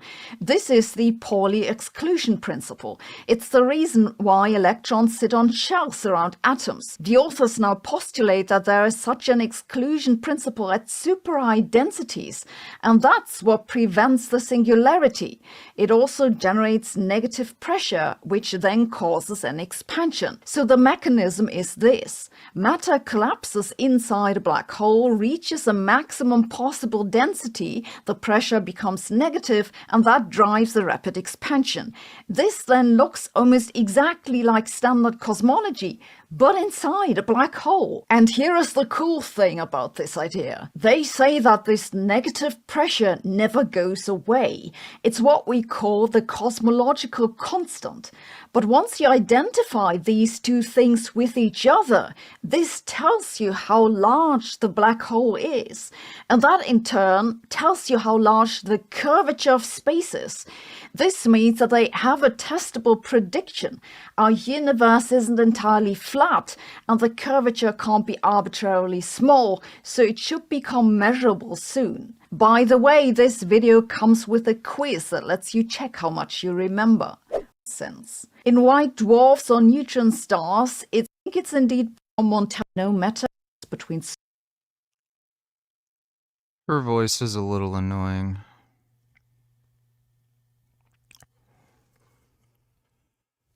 But I suppose that's interesting. Discussable here. I hope that I have answered your questions in this regard.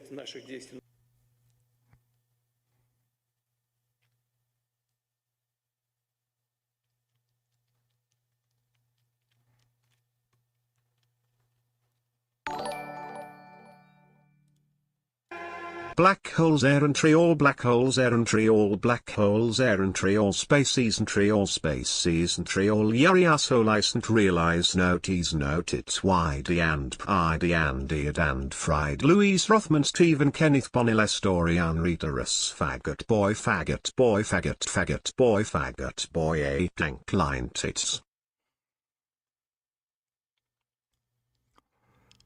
Thank you for that. Appreciate the donation.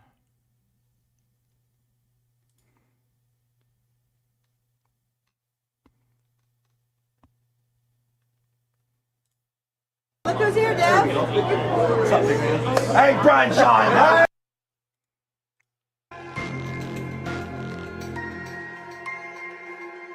Bullshit situation. I feel like you guys should be like, no, that.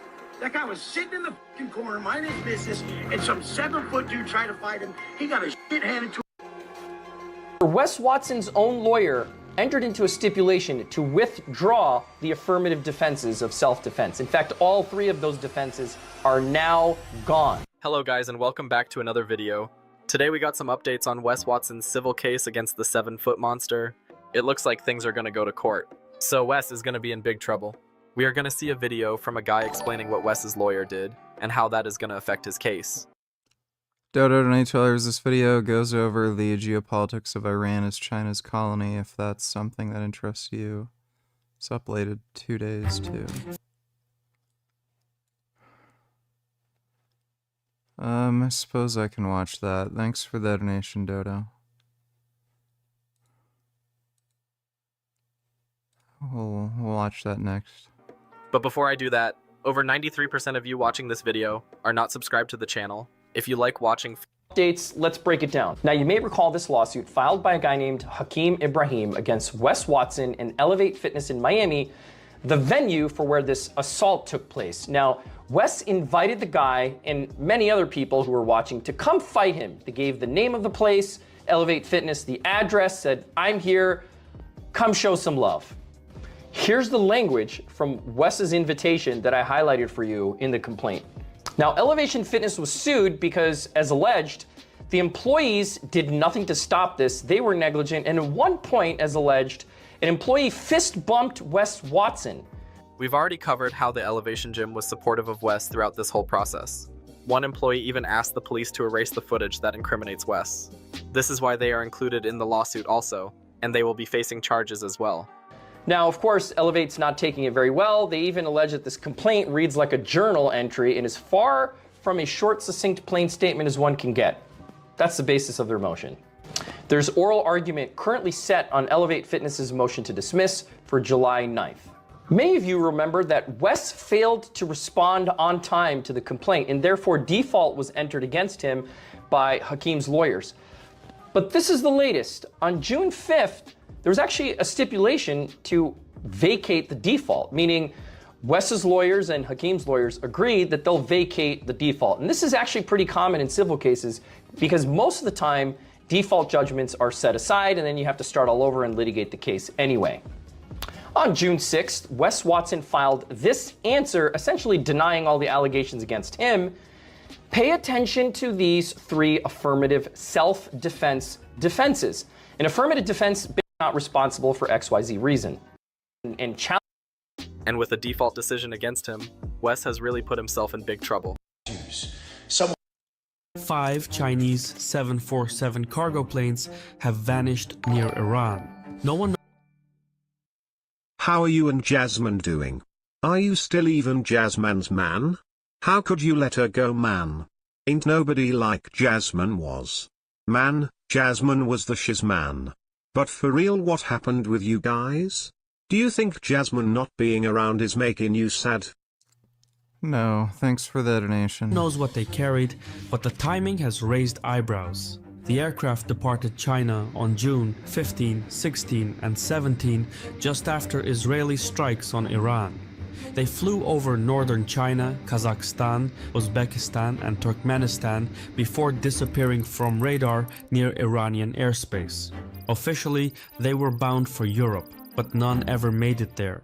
Given that these freighters often carry heavy military gear, their disappearance has fueled speculation of covert arms transfers.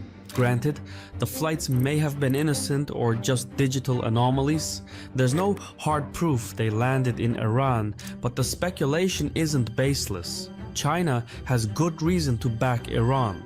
Up to 16% of China's seaborne crude imports come from Iran, and 53% when accounting for the entire Gulf region.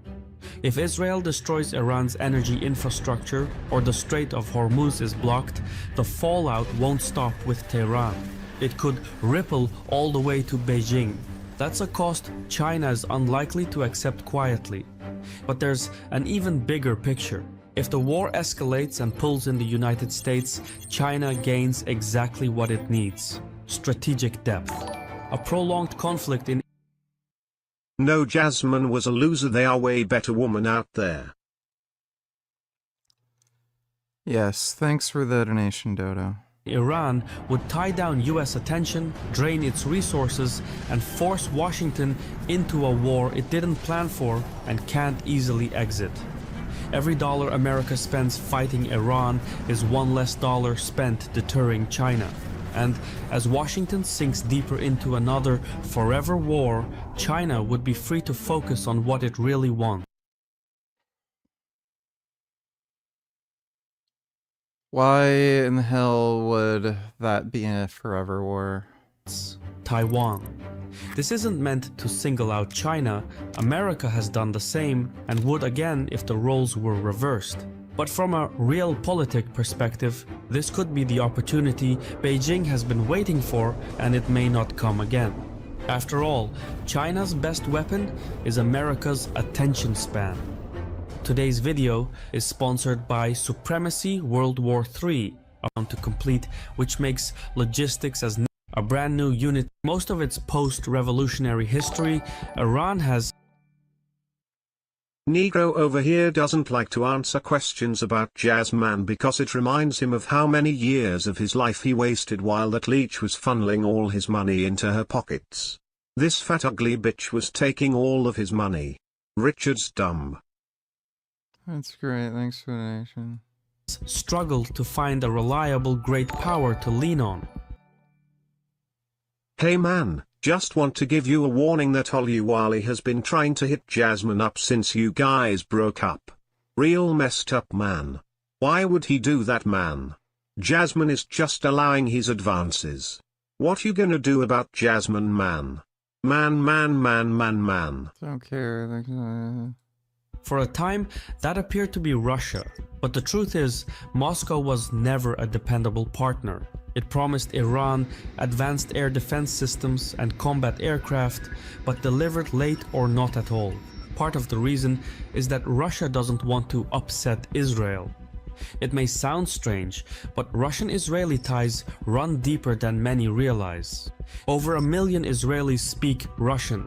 The two countries have coordinated military operations in Syria, and, behind the scenes, their defense industries maintain quiet lines of cooperation. In short, Russia has too much to lose by fully backing Iran. That mistrust goes both ways though. For its part, Iran has consistently sought to maintain open relations with Europe, whether through trade, diplomacy, or energy cooperation. As a result, its regional goals have often clashed with Russia's, especially in the Caucasus and Central Asia. So, the alliance as it stands is built on convenience, not commitment. China, by contrast, follows a different playbook. If it chooses to deepen its role, the groundwork is already in place. Beijing has no colonial past in the Middle East, no emotional baggage, and no overlapping territorial ambitions. It simply wants oil, trade, and influence, and it is willing to invest for the long term. In 2021, for instance, Iran and China signed a 25-year partnership that went far beyond symbolic diplomacy. The agreement outlined long-term cooperation in energy, infrastructure, telecommunications, and military development. At its core, the deal provided China with guaranteed access to Iranian oil at steeply discounted rates, while offering Iran billions in investment tied to the Belt and Road Initiative. It also opened the way to Chinese involvement in Iranian ports, railways, and digital networks. For Iran, the deal was a means to survive isolation, while for China, it was a chance to entrench itself in the Middle East without firing a shot. But China's influence isn't just economic, it's strategic. Consider Syria. Tehran backed Assad at a time when America and Europe were calling for regime change. That support wasn't about loyalty, it was cold calculation. Assad was isolated and under pressure. Propping him up gave Iran a foothold in a collapsing state. Weak allies, after all, are easier to shape. China holds the same playbook today. Whether it chooses to use it remains to be seen. Iran has taken severe blows from Israel, but it hasn't collapsed, at least not yet. A moment of real vulnerability may not be far off, and that's when China could step in, not to save Iran, but to reshape it, using deals, loans, and weapons bound by strings. Iran wouldn't become a Chinese satellite overnight, but it could be nudged into something else, dependent, indebted, and strategically useful. Admittedly, much of this premise rests on circumstances still in motion, but if any country is positioned to capitalize on this conflict, it's China. Every war invites new players. The longer the conflict between Israel and Iran drags on, the more likely it is that outside powers get pulled in.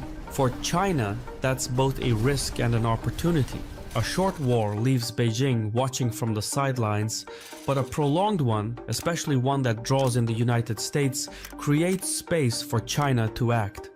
If the United States intervenes militarily, meaning full-scale, sustained combat, and Iran manages to hold out just long enough to avoid total collapse, China could quietly step in.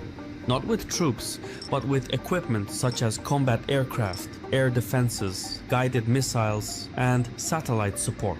All the technologies Tehran either lacks or produces only in limited quantities.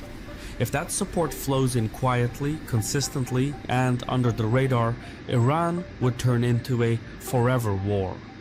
To be clear, this material support wouldn't win the war for Iran, but it would prolong hostilities. And that, potentially, is the point. You see, China doesn't need Iran to win. It would just need Iran to survive and bleed US resources. Time. This outcome imports. Video's stupid. Really stupid.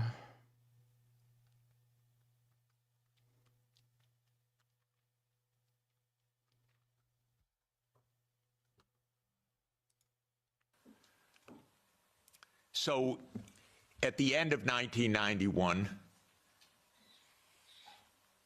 Putin put on the table a last effort.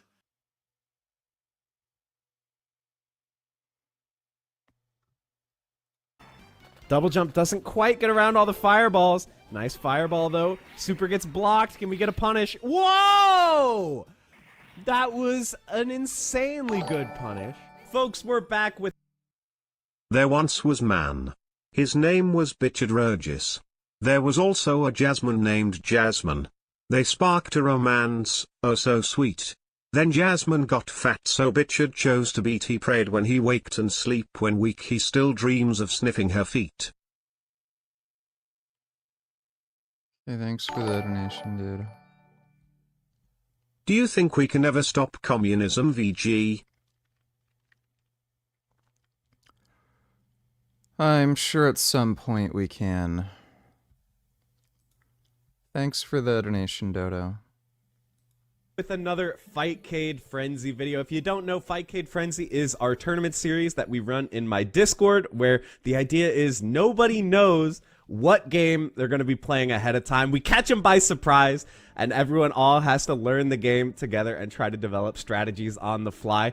And we did a pretty cursed game this time, I would say. Do you guys remember Double Dragon for the NES? Did you know they made a movie based on that game? I didn't actually know this. But not only did they make a movie based on Double Dragon, they made a game based on the movie based on Double Dragon. And the game was actually made by SNK, the developers of King of Fighters. It runs on the Neo Geo platform. And it's actually kind of hype. I mean, there's sick combos, there's crazy supers, the characters are very different feeling, a lot of high-level movement and mechanics and all kinds of stuff like that. So we had a great time playing it, even if some aspects of the game are... Really, like how?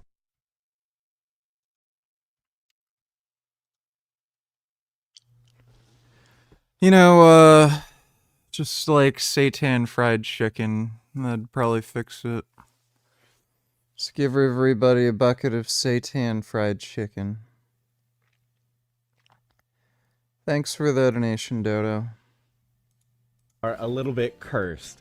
We'll get to that in a minute, but guys, I'm just going to show you what I thought were some of the hypest matches from the tournament so you guys can enjoy them. And if you like this type of content, I would really, really appreciate it if you could hit the like and subscribe buttons. It seriously helps me out a lot and gets more people shown my videos so we can spread the word about these old and janky fighting games. So as always, thank you so much for watching, guys, and enjoy the matches.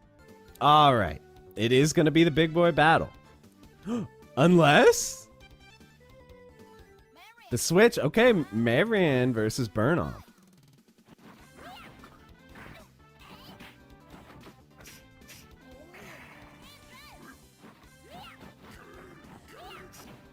Using the double jump to control screen space. The screen is absolutely shaking every time Burnoff jumps. Oh, that's a big dizzy. Alright, Super does get blocked. Lands the sweep, continuing to pressure. But there's going to be a cannonball. Round one goes to Tag Trot. Oh my god, there he is! There's a Bobo hulking out in the background. Oh my god. The Flesh Golem. Ooh, the two-piece juggle? It's looking like a Sentinel battle. Whoever can get above the other person is at advantage. But Tag Trot landing some very good trades here. I don't know if this game has health values, but we have to imagine that Burnoff would have a lot of health.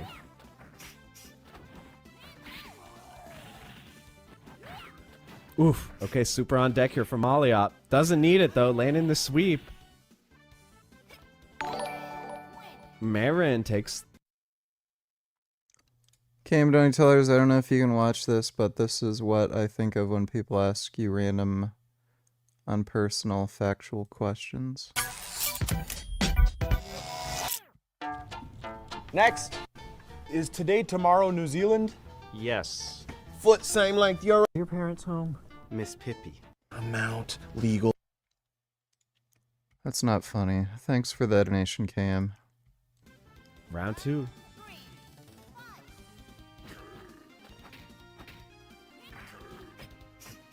Oof, we're just trading jabs out here. All right, there's the sweep into the pressure. Gets hit by wake up jab though. Oh, both players kind of using super, not connecting with either of them. Jab, jab, jab, jab. He's got that King of Dinosaurs jab.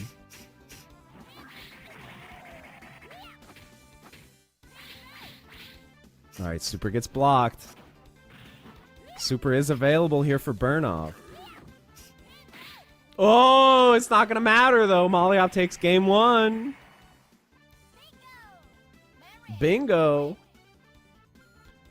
I have to imagine we're going to see a rematch from Tag Trot. We haven't seen any inclination of character switching so far in this tournament. All right, we're on the burning stage here. Giant ostrich head in the background. Someone else has to see that, right? It's not just me. All right, the sweep is going to connect, but there's the reversal. Raw super. No punish, though. Another raw DP. Throws out a raw super. Gets only one hit from it. Oh, manages to block the fireball. That was very lucky. Blocking the cannonball as well. Raw super does get blocked. No punish. There's the sweep. What's the pressure? Nice. Another super. You can see when the characters get low on health, they can just repeatedly super. Because they don't have to build very much. Match point now for Molyop.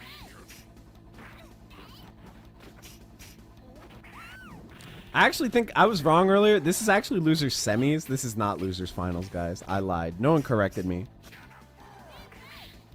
That ain't how a tournament works. Loser of this gets 4th place.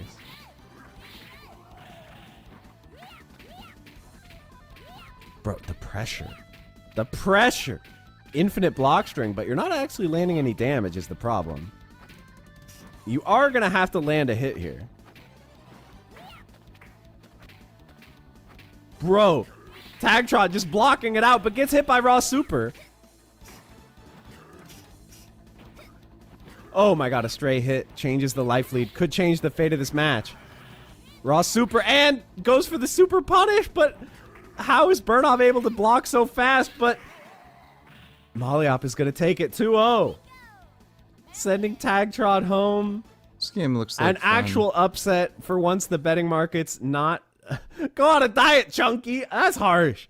For once the betting markets didn't have the prediction on that one. Very nicely played by Molyop.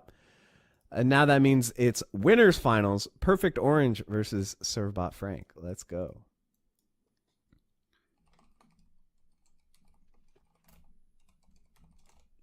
Setting up the bet now. You guys ready for some top 3 action?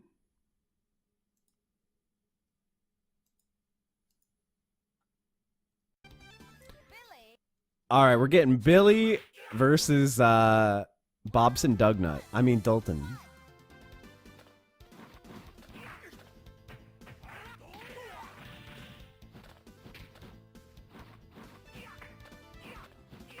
Bro, the pressure. The rush down.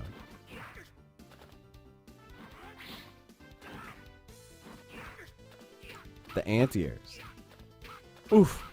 Oof. All right. Raw super activation here. Wow, jumps over the super. That was huge from Serbot Frank. Because now he's all powered up. Throwing out these huge fireballs. Jumping over the fireballs.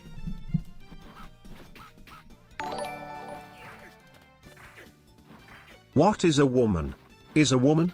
Is a woman? Is a woman?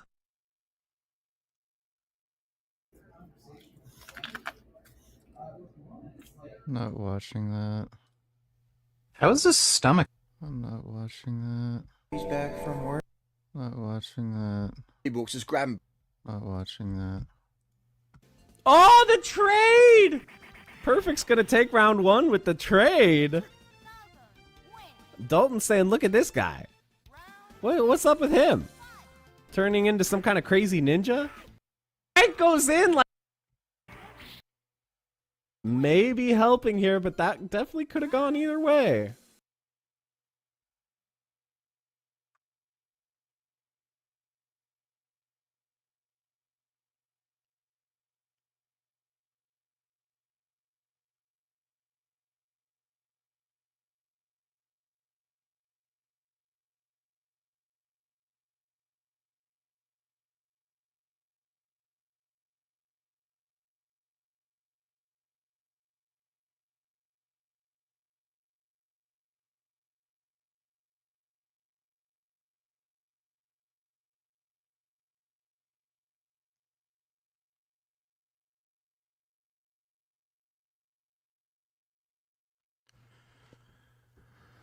No, you should not buy vegan yogurt, because it's still yogurt.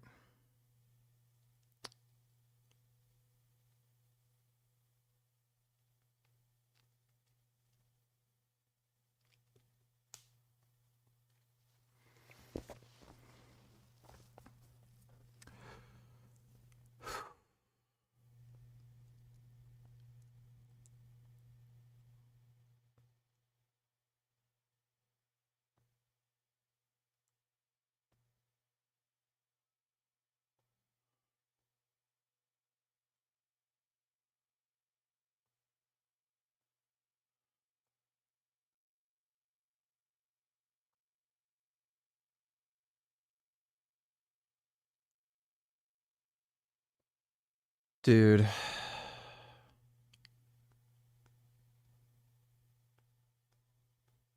I'm like unable to function right now.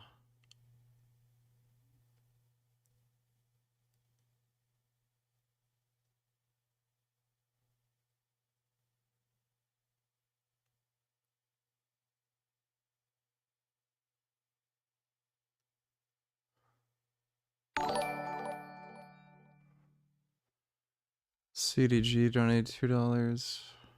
This isn't a shout. I'm not watching that. Not watching that.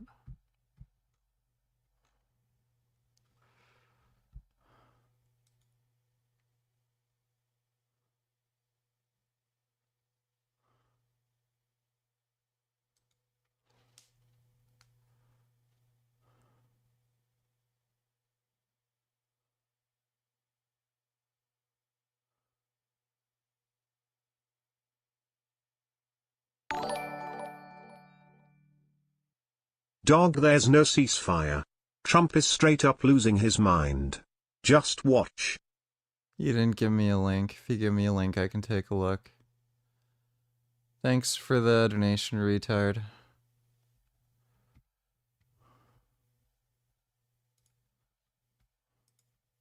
Kia good morning everyone, Rich Wong here. All the different versions are exact as we stop down. Give you very good center to at minimum focus distance. My comparison is that the photo from the Canon lens is with the lens profile correction already applied.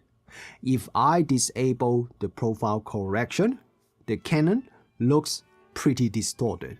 I won't go as far as saying the Canon is a fisheye lens, but there is some really reasonably compact and it doesn't have a big extruded front element. If I put the Laowa next to the Canon, look at the front element. Even though the Canon is just a f4 captured by the lens without any correction, stopping down the Laowa to f4 would reduce vignetting significantly. Stop down to f5.6, then there is virtually no vignetting. However, if we disable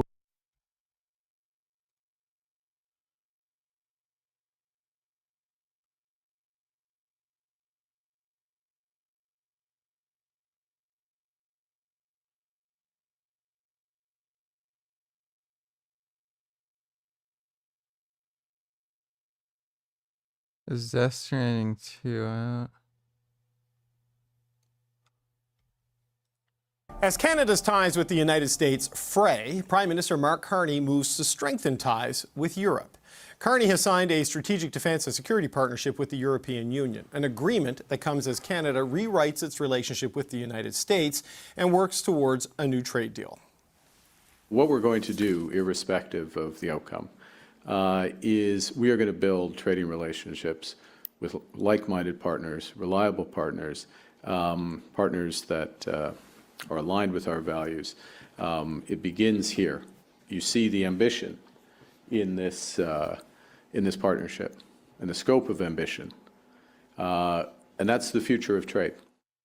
Okay, we have some partners who are aligned with our values here. It's the power panel. Lisa Raitt is a former Conservative cabinet minister, and here with me in the studio, Vandana Cotter was an advisor to former Prime Minister Justin Trudeau, and Jordan Leichnitz is a former NDP strategist. Good to see you all. It's Monday, right? Happy Monday. It's good to see you. Lisa, start with you if we can. There's a long statement here. It is. I read it and I was like, these are all the things the G7 didn't say. So the European members in Canada are saying it in this statement. I meant just watch as in observe how Israel and Iran continue to trade blows after tomorrow and the next day. No statement from Israel on the ceasefire. Fresh missiles from Iran less than an hour ago. I wonder if Trump just imagined it in his head and he's just going senile. Thanks for the donation, retard.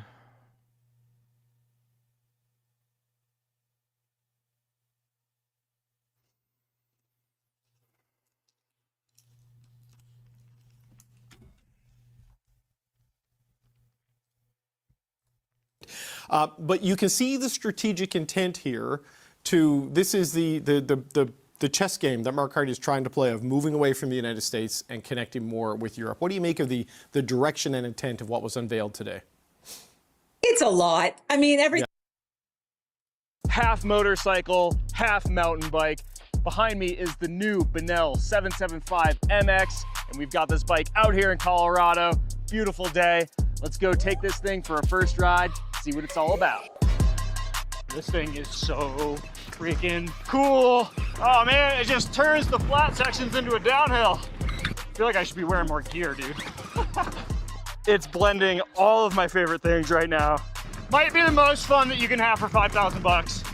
This thing is no joke.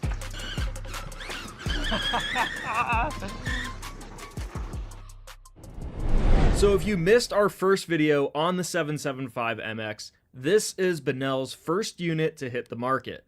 And it's basically a downhill enduro mountain bike with a 6 kilowatt powertrain, which is pretty much the equivalent power of a Sur-Ron Lightbee. But it weighs 75 pounds. The power comes readily available by way of a twist throttle, but it's also got pedal assist power, and you can tune the output and settings via the Ride Control app.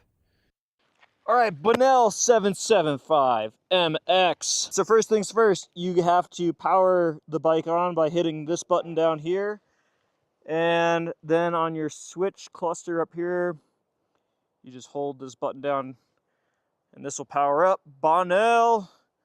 Now there is an app that you can use to tune. I actually did a software update on that app last night, which should unlock 37 miles per hour out of this thing.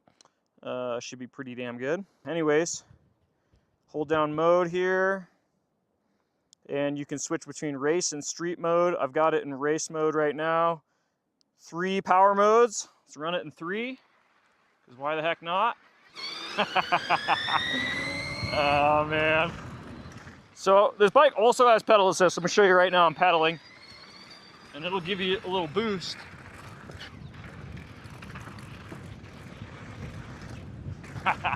Oh man, hell yeah.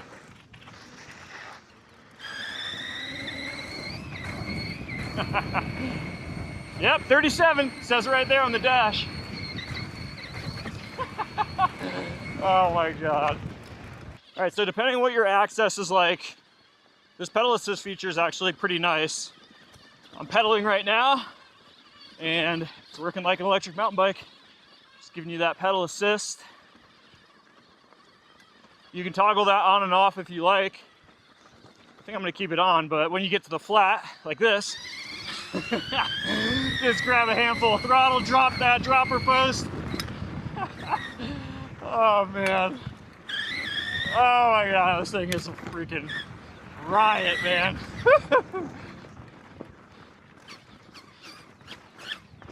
Oh dude, this thing is so sick. Oh dude. On a 2-track connector here.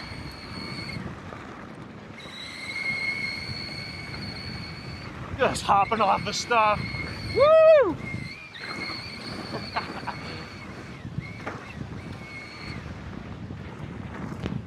Oh man, it just turns the flat sections into a downhill.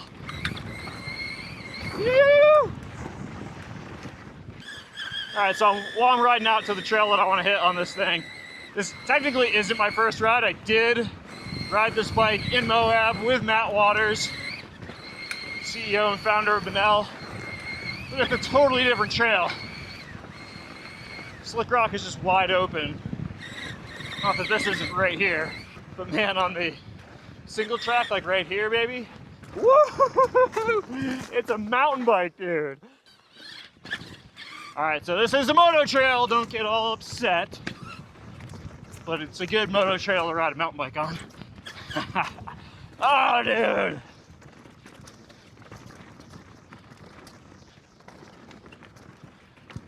Dude, this thing is so freaking cool. Yeah! I have a confession to make. I was unsure of what I would think of this bike, even after riding it the first time. It's cool. I ride mountain bikes. I'm a mountain biker. I ride electric mountain bikes, gas dirt bikes, electric dirt bikes, you guys know. But I was skeptical of this thing for a couple of reasons. Why would you ride this over a Sur-Ron? This thing is completely exceeding my expectations within like 5 minutes of riding. It is so fun. It's blending all of my favorite things right now. So anyways, I just needed to stop and... Nut Muffin donated $2.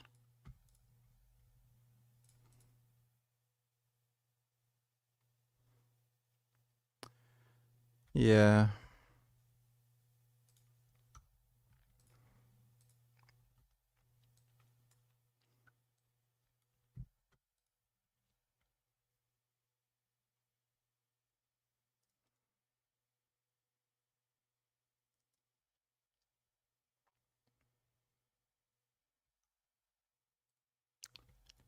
Alright, thanks for the donation, Nut Muffin.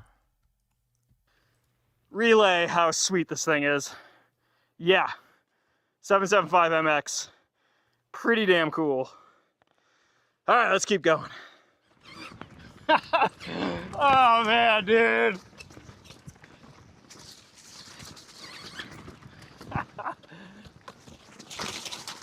Oh, it's getting soaked. Yeah. All right, we got a long climb here, so let's climb out of here and talk about it. It's funny, I feel like I need to be pedaling right now, and even though I don't, I'm gonna do it anyways. Just because it feels like I'm giving myself some throttle, just so you know. Going up this big climb. I am pedaling, just because I spent the last 30 some odd years of my life pedaling bikes up hills, and it just feels right to me in this moment, but I am assisting myself with some throttle here, and I'm not going too hard because I don't know, we'll do a battery range test on this thing, but I want to just slow down and talk to you guys. This is an amazing bike for $5,000. Like, it is, I don't know, having a hard time putting it into words, but it's like, man, if you're a mountain biker and you got that little moto itch, or you are a moto mountain bike rider, doing both, dude, no way you're not gonna love this bike. It is so fun. And I mean, this is the best place to ride it. We're in Colorado. If you guys watch the channel, you know my background, but I ride a lot of mountain bikes too. Like, I've ridden mountain bikes my whole life. This is blending the best of everything right now. My heart rate is still getting way up because it's super exciting to ride and take some energy to rein this beast in a little bit. So you're getting a workout if you want it. I really like this pedal assist feature too. The pedals to me did not make sense until right now. Like, if you were in a situation where you're trying to conserve battery and you're not like in a crazy rush, you could shuttle it like this too. It's not like it has to be a twist throttle. But if you're like, nah, I'm sick of pedaling, then you just grab some throttle and rip up this thing. Which is probably what you guys want to see. Oh my god, dude, this thing is so fun. It's the best place for it. Literally the best place for it. Dude, oh my god. Whatever hesitation that I may have had about this bike, I was wrong. This thing is so fun. All right, loose moto downhill, let's do it.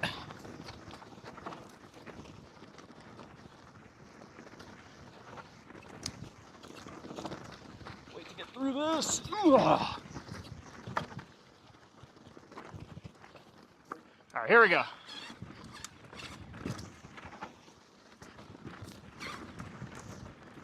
feel like I should be wearing more gear, dude. Oh God, I was almost sending it off the trail.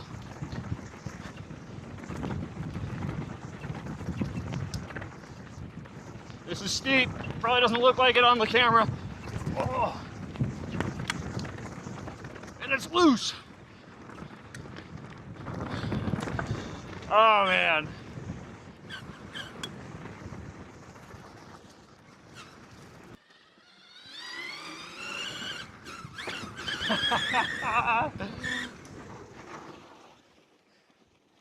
So about, let's see, it was about 6 years ago, I rode a Specialized Turbo Levo for the first time, which is an electric mountain bike if you're not familiar with that. And I could not believe how much fun I was having. It was just this like crazy new experience. I took what I already knew about mountain biking, and that bike just made a trail that I mountain bike a lot, way more fun. I'm having a similar feeling right now with the Benell 775 MX. This thing is taking a trail that I ride all the time on gas dirt bikes and electric dirt bikes, obviously, and I'm just riding it completely different and having as much fun, if not maybe more in some situations on this bike. I am thoroughly impressed with this thing. Yeah, it's an experience for sure. And this bike is not the first of its kind. I do have to say that. I just think that this one is really getting noticed and the price is really correct on this. I'll talk a little bit more about it in a second, but we're down in a valley right now and we've got a steep, direct moto hill climb, which takes effort even if you're on a powerful gas bike. So let's see how the Benell 775 MX can do up it. All right, here we go. Gonna start getting steep.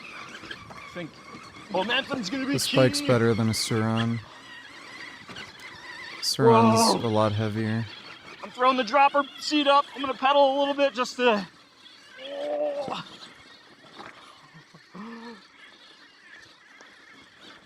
It's got the power, I'm just don't have traction, so I'm just easing into it. We're still moving. Oh man, all right. A little bit of relief. Try to get on it some more. I'm like quarter throttle right now. I am pedaling, but I'm only doing it just because I feel like I'm getting better balance that way. We're gonna make it, dude. Woo!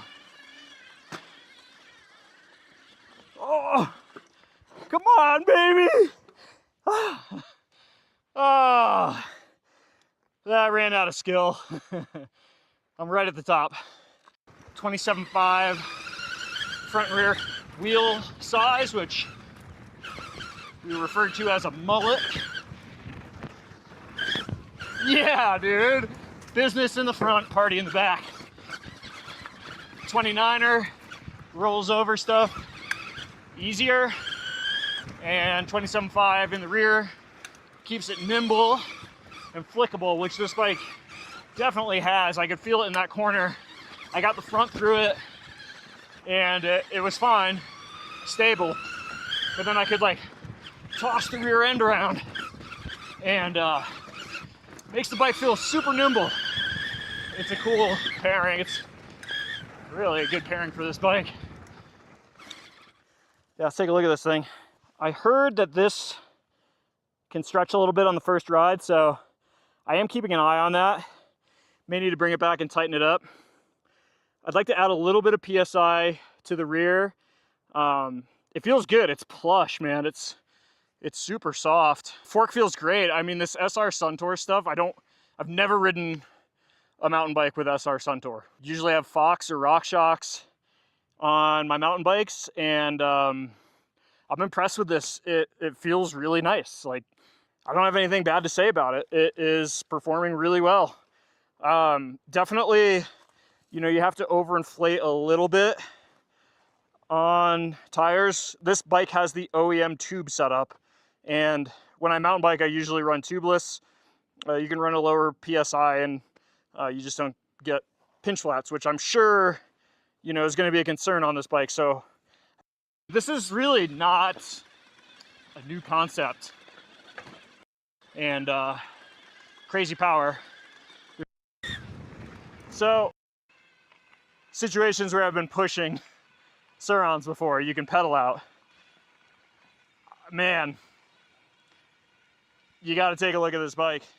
All right, that's going to conclude the first ride on the Benell 775 MX. If you can tell, Nighty night primal guttural. I'm enthusiastic about this bike. Like, it is so much. Not a whole lot to compare. Kid Boo donated $2.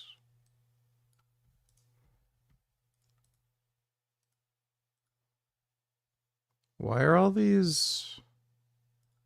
Can't hear any audio.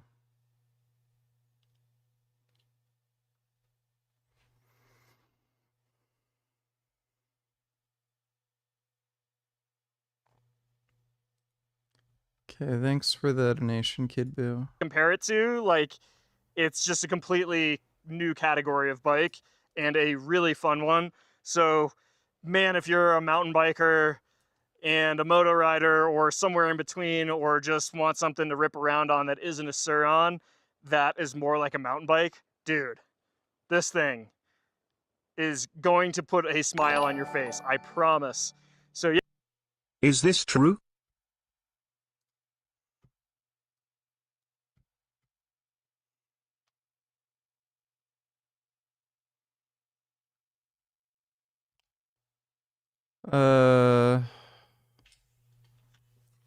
I guess you could just tell a girl you're gay. Thanks for the donation, Nut Muffin. Yeah, we'll do more content with this thing coming up here pretty soon, but I wanted to get this first ride out of the way, give you guys my first impression right off the rip, let you know.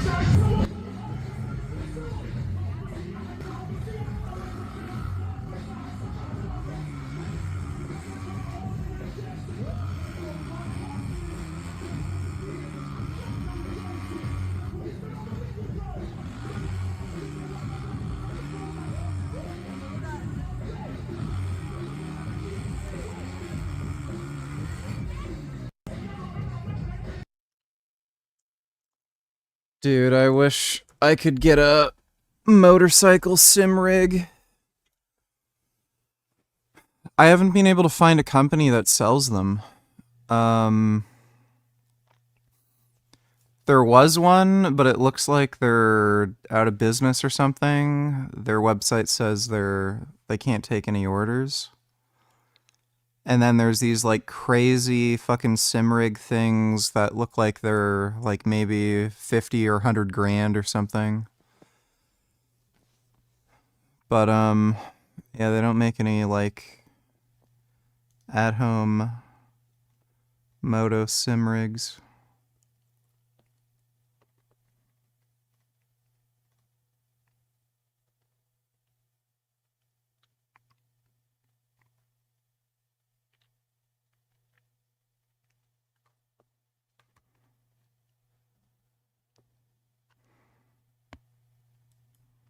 It's the latest warning from the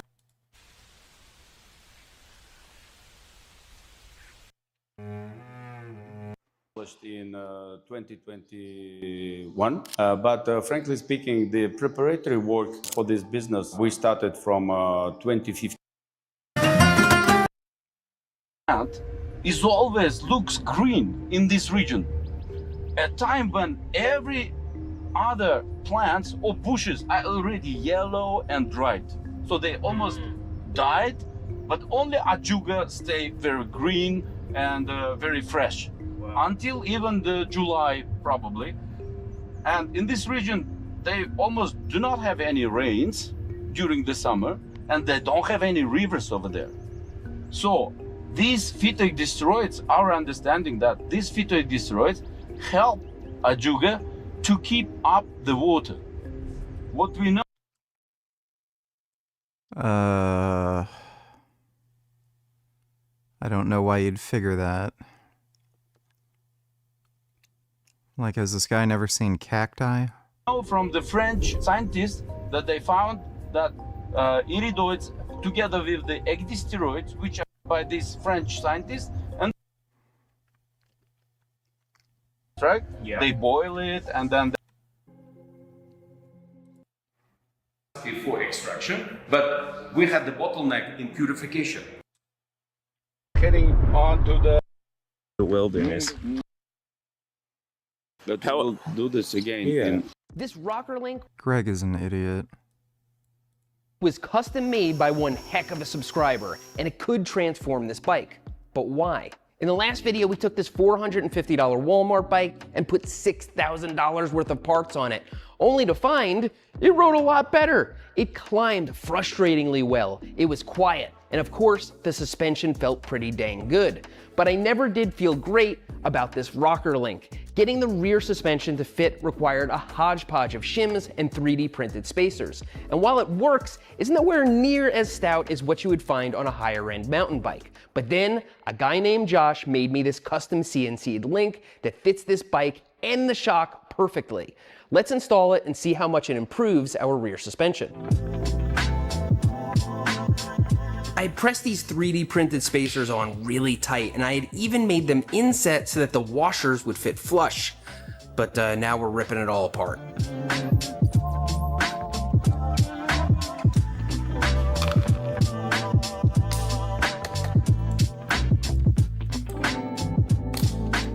Started bearings being in the frame, the oh, look at how smooth it is. So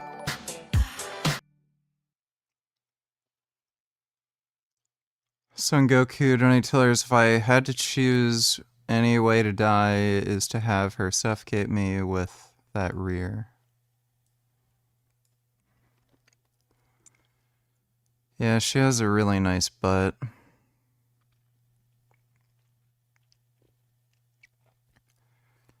I really like her ass.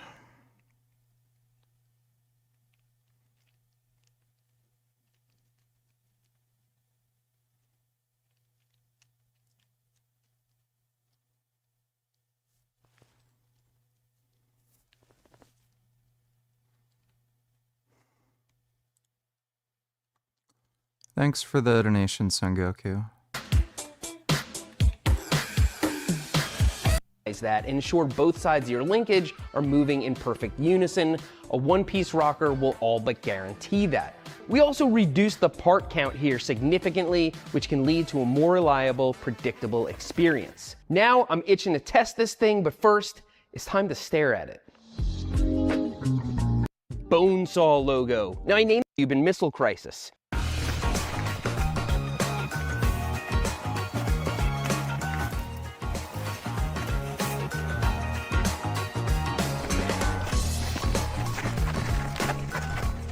Okay, that was exhausting. It climbs awesome like a good 100mm bike should. The question is, does it climb better than it did before? It's hard to say. I did have excellent traction on the rear wheel, and I think it felt smoother. I don't know if it afforded me any more advantages. The question is, does it descend better?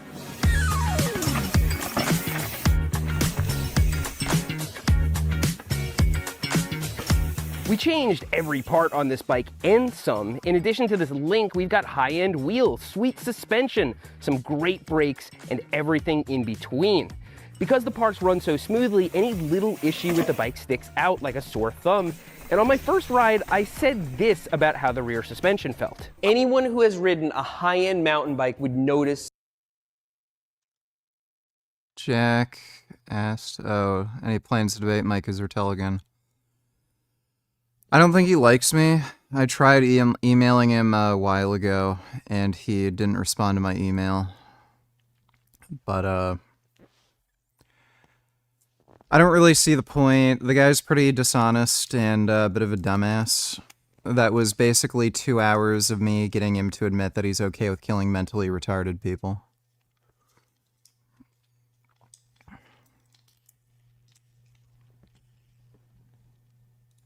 Something was off. They would take it to the bike shop and say, this doesn't feel right, I can't really explain it. It's easy to see how simply upgrading the parts doesn't address everything. So in other words, it just didn't quite feel like it now costs. So the question is, did this link tune that weird feeling out of the bike?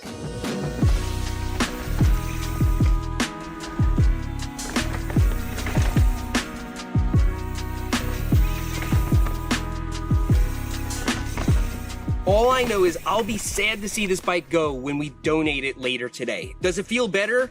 Yeah, I think so. If only because we got the linkage running smoother. It's hard to isolate the exact reason it feels better, but it definitely does. And I'm happy it does because Josh, who made this link, had this to say. I have about $500 of my own money into this project. I'm happy to spend that, but it puts into perspective how much things cost to make. I don't want to make any of these to sell, but with the hours I put into making two, if I were to try to break even, these would cost over $1,000 each. $2 how you being Richard, have you reacted to this before? When I tell people that I study biology and I don't... No, but it sounds retarded. We can react to that next. I'm just suffering from the diet. But, you know, I'm losing weight. But, feeling like crap right now from not eating. Thanks for the donation, And that $500 dude. doesn't include the cost of the bike he bought to fit the thing. So, we've added yet another preposterous part to this bike, and I did say we're giving it away, so me. I'd be hauling an additional bike 3,000. Hey, buddy. Well, it'll be plusher this time. Get the It's perfect. That's the is starting to develop a reputation as don't eat vegetables for health reasons. They usually think I'm joking or completely insane. We've all been told how vegetables are this nutritious superfood that we need to consume. But what no one talks about is the evidence that shows the complete opposite. For many people, vegetables There's no evidence that vegetables are harmful. People who eat more vegetables live longer. are doing more harm than good. In today's video, I'm breaking down the If they do more harm than good, then why do they reduce all-cause mortality risk? 5 biggest reasons I don't eat vegetables and perhaps why you should eat them too. Let's get into it. In this video, I want to be fair and objective. So before we get into why I don't eat vegetables, You're a retard. You're retarded. Like, You can try to do anything, but you're retarded. You're gonna fuck it up. Gives a fuck if you're trying to be fair and objective. You're a fucking retard. And why they can be problematic to many. Let's first quickly look at the science, which shows they are, quote, healthy. In every single study where they compare people who eat lots of vegetables to people who eat very few, the high vegetable group always has better health outcomes, lower inflammation markers, and tend to live a lot longer. People read these studies at face value and conclude that the science clearly shows vegetables are good for you. But there's a major fundamental flaw with all of these studies. No, there isn't. People have to eat something instead of vegetables. And for 99% of people, if you're on a low vegetable diet, you're instead eating lots of processed food in place of them. Now, I don't believe vegetables are good for you, but yes, that's why these studies do substitution analyses, you idiot. So, they're not comparing people who eat broccoli to people who eat ice cream or donuts. They're comparing people who eat broccoli instead of red meat. Or broccoli instead of chicken, or broccoli instead of, like, X food. So, yeah, speaking of looking at this at face value and not actually reading the research, congratulations, you've proven you're a dumb fuck.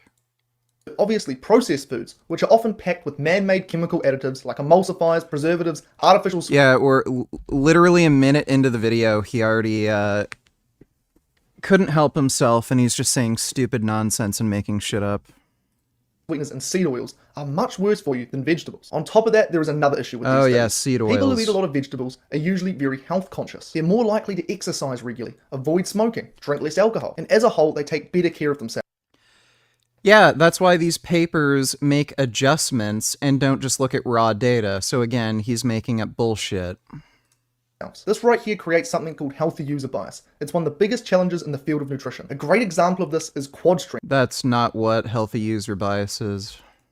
Studies show that people with strong quadriceps tend to live longer. But is there something magically protective about having strong quads? Or is it just that people who are willing to train quads on a consistent basis are usually the people who are into health and fitness the most? Because I mean, let's be real, most people, they don't want to be doing those hard, heavy leg days. So unless you're right into health and nutrition, chances are you're not going to have very strong quads. In other words, it's not that quads make people live a long time. It's the lifestyle that built them. These studies that claim to prove vegetables are healthy, all they show is that vegetables are better for you than even worse foods. It's like comparing the lungs Again, not true. Just look at substitution analyses of people who smoke a pack of cigarettes a day to those who drink alcohol daily. Sure, the drinkers, they might have healthier lungs, but you couldn't conclude from that study that alcohol is good for your lungs. Yet this... Yes, because alcohol through no known logical mechanism affects your lungs. So this is just retarded. This is the kind of logic used in science claiming that vegetables are healthy. The same flaw is present in the now famous Blue Zone studies. In fact, these studies have become so famous they now have their own Netflix film. The Blue Zones are 5 regions in the world where people live significantly healthier and longer lives than the global average. Because these people eat a lot of vegetables, many people like to claim this proves that vegetables are the key to a long life. But in reality, the main reason people live so long in the Blue Zones is because they're eating far less processed food, as well as the fact that they have a number of other beneficial lifestyle behaviors. And here's something that basically never gets... The blue zones are kind of nonsense. So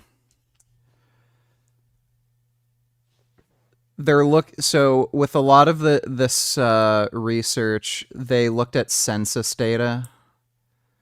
If you just look at census data, it's going to be just nonsense. There's a lot of people who claim like their grandfather didn't die so that they can keep collecting their like pension and crap like that. There's actually a big controversy with Jean Clement, the woman who lived the longest out of anybody. I think she was 124 when she died. A lot of people think she actually stole her mother's identity so that she could keep collecting her pension.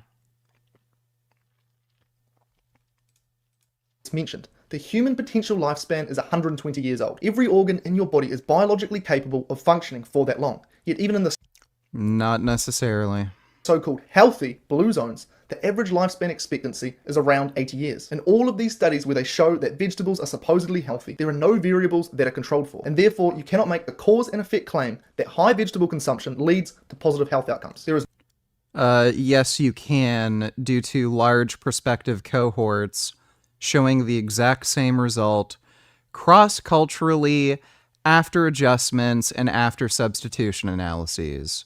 So you're a fucking idiot. If you're going to say this isn't adequate evidence to prove a causal relationship between vegetable consumption and health outcomes, then you also can't say there's enough evidence to prove a causal relationship between cigarette smoking and health outcomes, because they use the exact same type of data. Long-term, large-scale prospective cohort data. Are you going to tell me, oh, well, there's a lot of confounding factors. People who smoke cigarettes are also more likely to drink. They're also more likely to partake in unhealthy lifestyle habits. They're less likely to exercise. So how can you say cigarette smoking is dangerous? I can make up the same stupid dumb fuck excuses, so you're an idiot. There's no good evidence showing vegetables are actually good for you, but there is a large Cool amount story, of evidence dude. that proves that vegetables can cause problems for a lot of people. I know this firsthand. Growing up, I struggled with gut problems so bad that I had to take a month Oh, cool. Here we go. Trust me, bro. Yeah, trust me, bro is the best evidence. off school. My skin, it was a mess, and my energy was always just average. But when I cut out all the plants from my diet, including vegetables, these problems vanished almost overnight. 2 years later, I feel better than I ever have. And the thing is, I'm not alone. Okay, so trust me, bro. Trust me, bro is better than large-scale prospective cohorts. All right. I've spoken to, at this point, thousands of people who share the exact same experience. This brings me to the first reason as to why I don't consume vegetables. They are all toxic in some way to some degree. When you tell people every vegetable contains Yeah. Again, he's trying to convince you that vegetables are so bad for you, but these confounding factors like healthy overall lifestyle masks how bad they are for you. So they're not that bad. Like, imagine if you exercised, there was no relationship between cigarette smoking and heart disease or something. Like, cigarettes just wouldn't be that bad for you. So he's literally admitting in his video, if we're assuming they're bad for you, it's completely masked by overall healthy lifestyle habits like exercise. So they're not that bad. This guy's an idiot. toxins, they often have a very hard time grasping this. Their immediate reaction is surely not, there's no way vegetables could be toxic. And to that I say, well then, why is it that you can't feed your dog onions without poisoning it? And why can't you eat raw potatoes without... I also can't eat dead, rotting carcasses on the side of the road without getting food poisoning or some kind of infection. Does that mean, vultures have an unhealthy diet? Like, should vultures not eat roadkill because it's harmful to me? Like fucking retarded. This is like saying my friend died from eating peanuts. Therefore, peanuts are one of the most deadly foods you can possibly eat.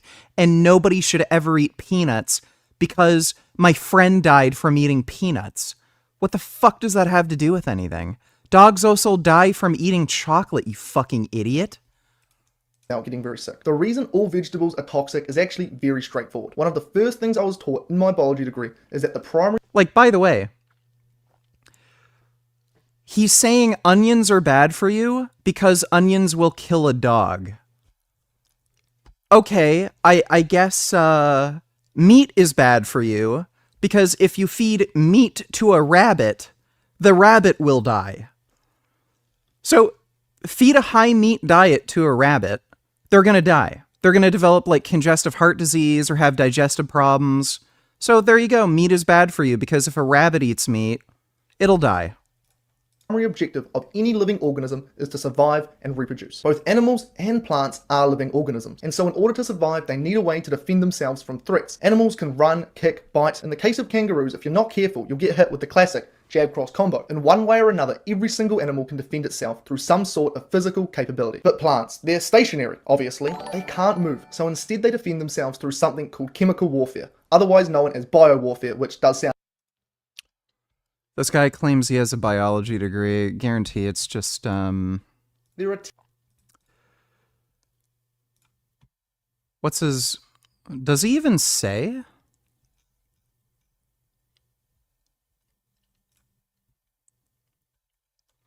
So he's probably just lying about this. So nowhere on his website does it mention his education. Carnivore diet enthusiast, nothing about his degree.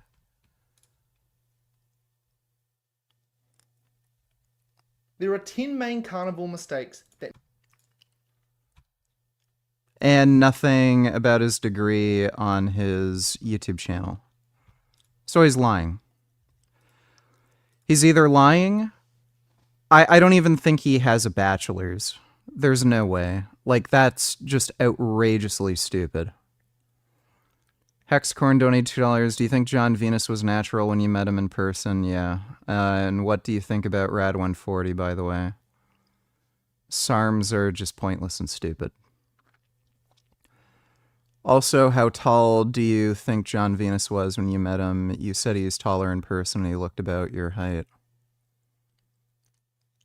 He might be slightly shorter, like maybe 6'2", but he's close to my height. Thanks for the donation, Hexcorn. Sound a bit cooler, I gotta say. This is why in every single plant there's a long list of toxins in it called defense compounds that the plant uses to defend itself. Now this isn't some...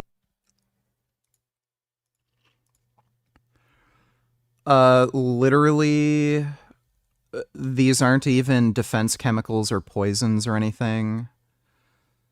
And again, why would the assumption be these chemicals are meant to harm and prevent large terrestrial mammals from consuming them? Could be for insects or a type of lizard or something like that. Why would you assume plants develop defense chemicals against every single fucking organism? So rabbits shouldn't eat plants because plants have defense chemicals? Plants are bad for rabbits? Right? Like, does this make any fucking sense to you?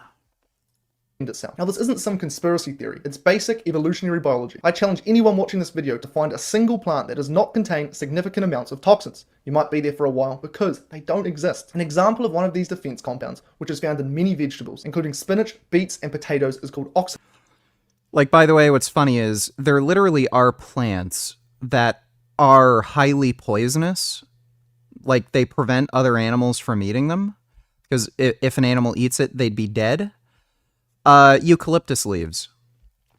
Koalas are the only animal that can eat eucalyptus leaves. And it's probably an evolutionary adaptation to prevent food competition. So they evolved to eat a very specific type of food that no other animal could eat so that they wouldn't have to compete with other animals for a limited food resource. Eucalyptus leaves are highly, highly toxic, but koalas evolved to eat it. Should koalas not eat eucalyptus leaves? Because eucalyptus leaves, we know, have plant defense chemicals, quote unquote, that would kill you if you ate it. So, like, what is he saying? Like all he has to do is actually demonstrate that eating plants causes health problems. All he has to do. And that there's a counterfactual. If you replace plants with X food, you will have lower risk of health problems or you might live longer. All he has to do. But no, instead, he has to come up with this nonsensical fucking hypothesis that 1, plants have defense chemicals, 2, these defense chemicals exist in edible plant foods that we have cultivated for thousands of years to be particularly edible and healthy for us and easy to eat and digest and safe. And 3, these plant defense chemicals that exist in edible, cultivated plant foods will cause harm to human health. And like, he can't do that. So all he does is ramble about just Oh, well, koalas shouldn't eat eucalyptus leaves. Plant defense chemicals. If you feed your dog an onion, the onion isn't good for the dog, so you shouldn't eat onions, 'cause it's bad for your dog. Right. So the rabbit shouldn't eat meat, so don't eat meat. Go vegan, like the rabbit, right? Because if you feed meat to the rabbit... Who does he think he's fooling? I have a biology degree. Great. Okay.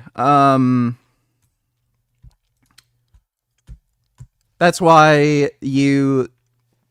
Nowhere on any of your social media profiles, including your own website, do you ever mention your educational, credentials. Right. Biology degree. Uh-huh. Chris Howerton, vegan croissants. I do like vegan croissants. Oxalates. When you consume them, they bind with calcium to form sharp crystals that accumulate throughout your body. Oxalates are incredibly problematic to humans. They cause joint pain, mood issues, mineral deficiencies, but worst of all, these calcium oxalates... That's great. The foods we eat are not high in oxalates, so...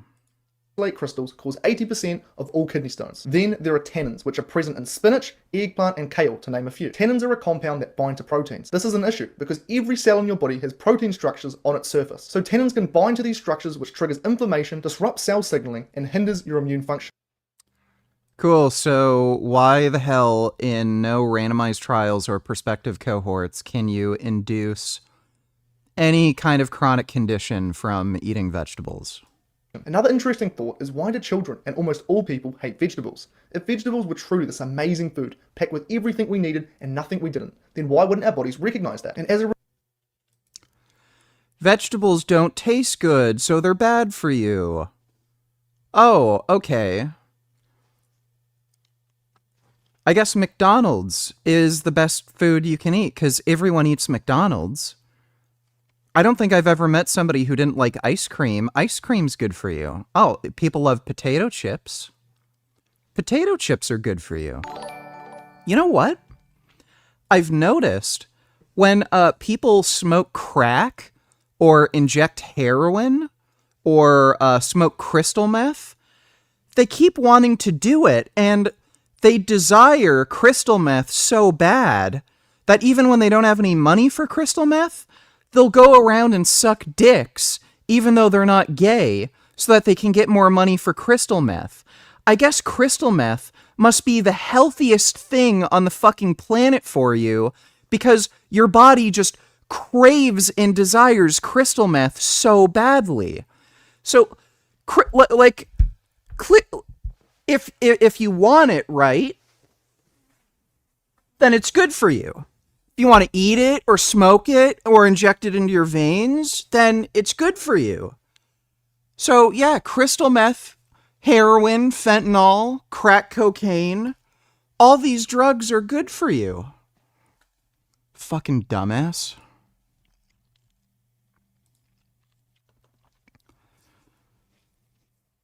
Kid Boo donated $2. This nigga speaking facts. Why am I not getting any volume on Instagram anymore?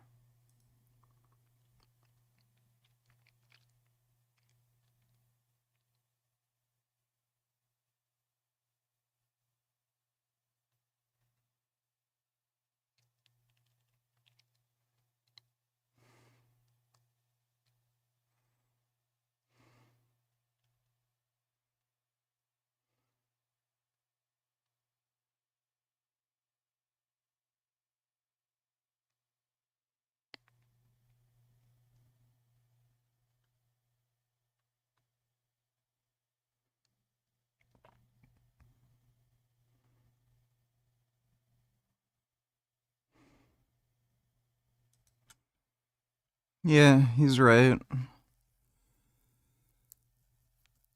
There's been a massive infiltration of communist ideology into the left-wing political sphere, and that's why you're seeing this horse shit. Thanks for the donation, Kid Boo. By his logic, graphs should not eat acacia leaves because they contain sharp thorns. Yeah. It's, like,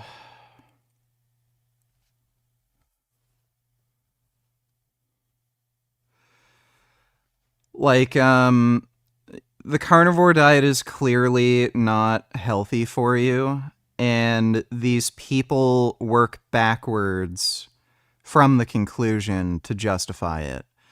So rather than like looking at the evidence, oh, like what dietary pattern shows the best results, they just assume carnivore diet good, and then they try to work backwards from that premise. Well, we evolved eating meat, and vegetables don't really taste good. Like, that's where all this stupid shit comes from, and that's why all their reasoning sounds so fucking stupid. Thanks for the donation, Dodo.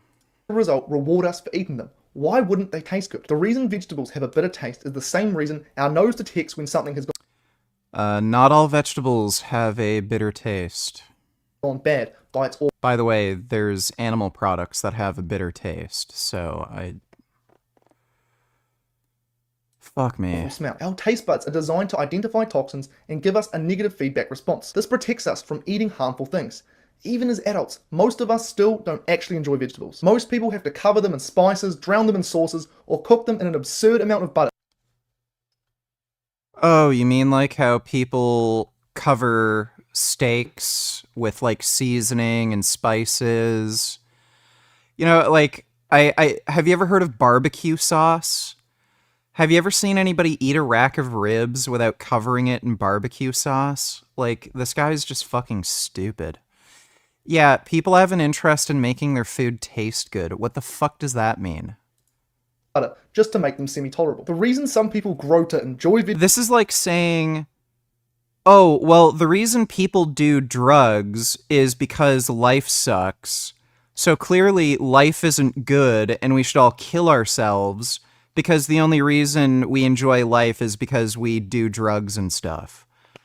Like, it's just so stupid. Yeah, no shit. People put sauces and spices and shit on things because it makes it taste better. They do that with meat, they do that with plant foods.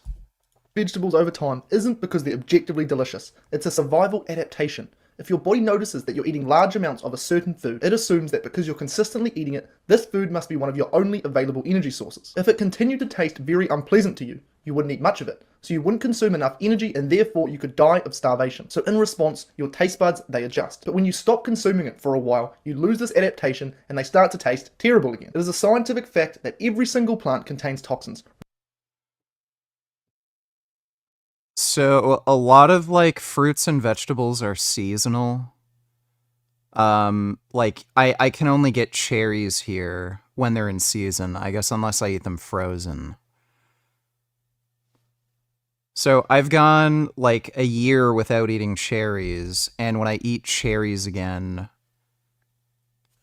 for some reason, they still taste good. Isn't that weird?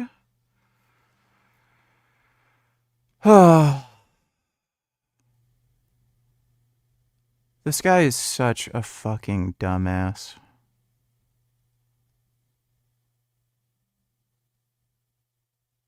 Like, also, we're 7 minutes in, hasn't provided one scientific source in this entire video. Which obviously he can't. Like, there's no scientific source showing vegetables are bad for you. Regardless as to whether or not it's considered a superfood. Ask anyone who's had a kidney stone if they still think that spinach is healthy. Or take avocados and cocoa powder.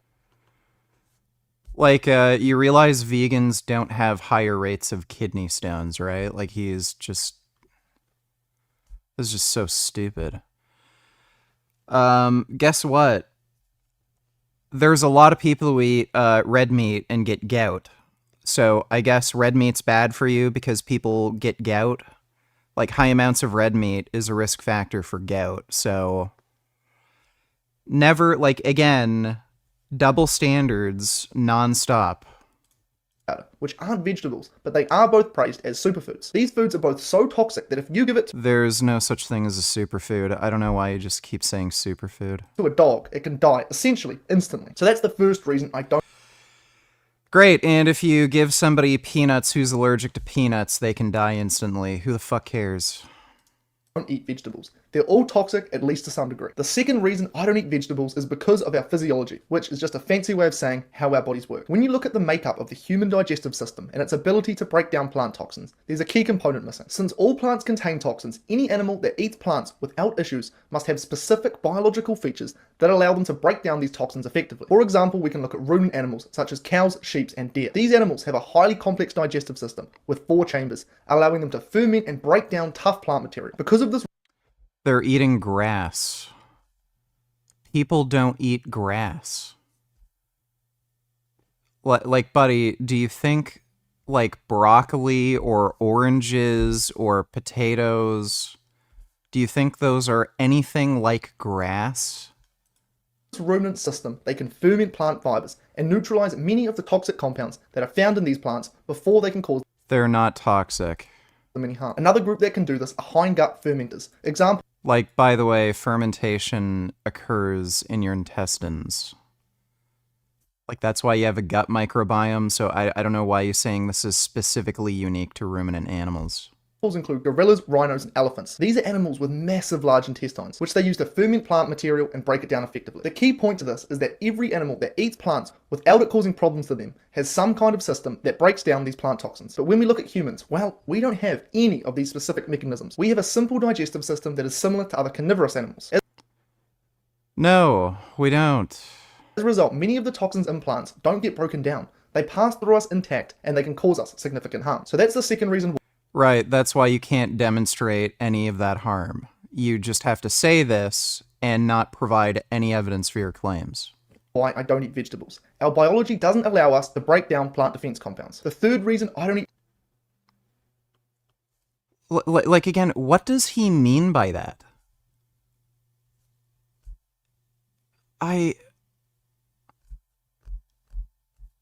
Like, this is just all stupid. vegetables is because of what we humans have done to them. Here's a fact most people don't know. Every single vegetable that you see today is man-made. There isn't a single vegetable we eat that exists naturally in the wild. Yeah, same with cows, chickens, pigs, all the terrestrial mammals and birds we eat. They've all been genetically manipulated through selective breeding. Wild without human intervention. This is a fact. Broccoli was created in Italy within the last couple of thousand years. Carrots were developed in the Middle East just 1,000 years ago. These vegetables were created through a process called crossbreeding, which whilst fascinating, can cause a number of problems. Here's how this works. 2 plants are grown side by side and allowed to cross-pollinate. The offspring of these plants is a new plant with a combination of genetic traits from both. But this is only the beginning of So, first of all, not all plants can cross-pollinate, and it's selective breeding primarily. human manipulation of plants. In recent years, it's gotten far worse. We've moved from crossbreeding in fields to engineering vegetables in labs. To stop pests from eating crops, scientists have started using something called GMO technology. This is where genes from one plant, or in some cases even bacteria, are essentially copied and inserted into another plant. There are a few potential problems with this. Firstly, because these vegetables have been manipulated, many of which to be bigger and more pest resistant, these vegetables often contain more levels of their natural defense toxins. These vegetables have also Cool, so again, you can't provide any evidence that GMOs are more harmful. been bred for industrial of these plants. Studied They don't have fewer nutrients, that's just made up bullshit. Again, provides no source for his claim. harmful. Now the fourth reason I avoid vegetables, in my opinion, is even more concerning. Like we just talked about, farmers do not like it when pests eat their vegetables. No one wants to buy produce that has bite marks all through it. So to keep predators away, they use pesticides, which are essentially just a mix of Okay, so pesticides are harmful, but antibiotics are fine, right? So when animals get infections and shit like that, oh yeah, it's totally fine to use antibiotics, but oh, watch out for the pesticides. By the way, animals eat pesticides, so what do you think animals eat? They eat plants. So all these corn and soy fields, they get sprayed with things like Roundup, which isn't a pesticide, it's a herbicide, but They also use pesticides in these fields, and then the animals eat those corn and soybeans and the stems and husks and shit. And then they eat the pesticides, but oh yeah, don't worry about that. The lab-made chemicals sprayed on crops to stop insects. That's great. So again, can't provide one single source that this is a fucking problem for human health. Is some bad in vegetables. Maybe they do have toxins, but surely the good in vegetables make up for it. A lot of people think they contain lots of nutrients. Well, this right here brings me to my 5th reason as to why I don't consume vegetables. On the surface, many vegetables do contain a considerable amount of certain nutrients. This is why in many people's eyes they're considered superfoods. But there's no such thing as superfood. Here's the thing. We can't absorb a lot of these nutrients. For example, in this study, cool story. Here, they found that only 1.4% of the iron in spinach is actually absorbed by humans. Why in the hell would you eat spinach as a form of iron? By the way,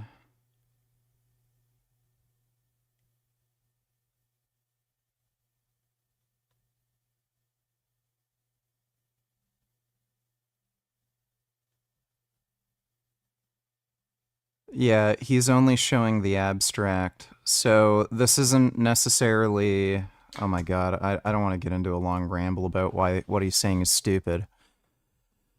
Iron absorption is regulated in your intestines. There's, at the enterocyte, there's no way to rid your body of excess iron. So iron absorption is regulated by your body. So if you have high iron stores and then you do a feeding experiment where you try to look at iron absorption, you're going to have lower iron absorption because your body is deliberately trying to prevent the absorption of iron because it has high iron stores. If you have low iron stores, your body will upregulate absorption. So what he's showing here is just meaningless nonsense. Red meat bypasses your body's regulatory mechanisms for iron absorption, which is why you can consume too much iron if you eat foods like, steak or red meat that's very high in it. So this tells you nothing about whether or not you're at risk for iron deficiency anemia. Study here, they found that only nutrients and prevents their absorption. Discussed earlier, such as ruminants and hindgut digesters. Blah, blah, blah. You're telling me even vegetables are bad for me. What can I even eat? Well, I have good news for everyone watching. There is a solution to all of this. There is a simple trick you can... By the way, what's funny, during this whole rant, he's talking about evolutionary biology and shit. He's literally claiming that humans are the only ape species that is carnivorous. So, even though we are our closest living relative is bonobo chimps, share 99% fucking DNA with, we have a very close common ancestor. Somehow, we became the only species of ape that is carnivorous, and we cannot eat vegetables, or should not anyway. It's just retarded. Like, this guy is suffering from mega brain rot. One of the dumbest motherfuckers I've ever fucking come across. And he actually gets views on his YouTube video. There's a lot of fucking idiots, dude. Like, genuine fucking dumbasses.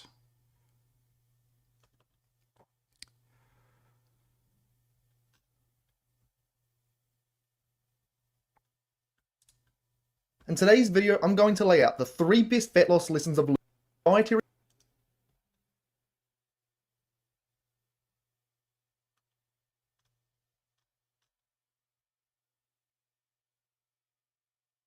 Wondering if this guy has any training videos.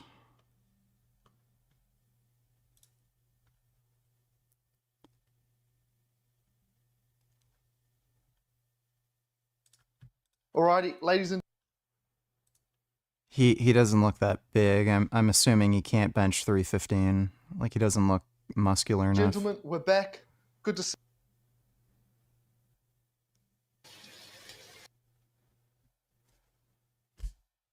Great. So this dude is weaker and smaller than literally every vegan fitness YouTuber, including me. He was weaker, like smaller and weaker than John when he was vegan. Smaller and weaker than, what's his fucking name? The guy with the acne. Brian Turner. Nehemiah Delgado, like, you name it. But yeah, he's eating the perfect diet that will make you grow more muscle than any fucking diet. Guy's too much of a pussy to even show any of his fucking lifts, but yeah. Yeah, doesn't show any of his lifts or training because he's a weak little weenie. 21st, don't need $2, just play video games. I can't watch this boring ass live stream. You're half dead and have nothing good to watch, so play fucking video games, you fucking retard.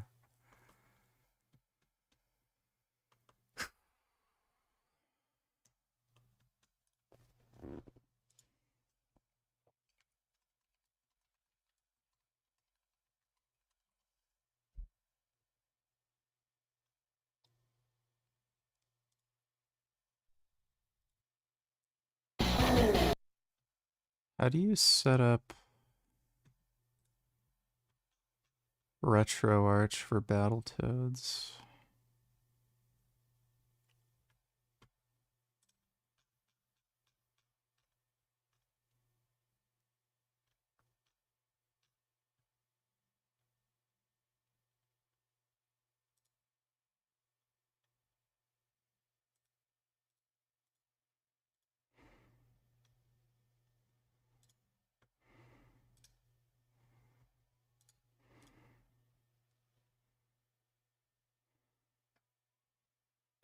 Can you play FIFA on stream? I'm not doing that. That'd just be fucking stupid. Dodo donated $2. Oh god, another 2D game from the 90s. Battletoads is from the 80s. How big is this? Weird. I don't know why it's taking so long.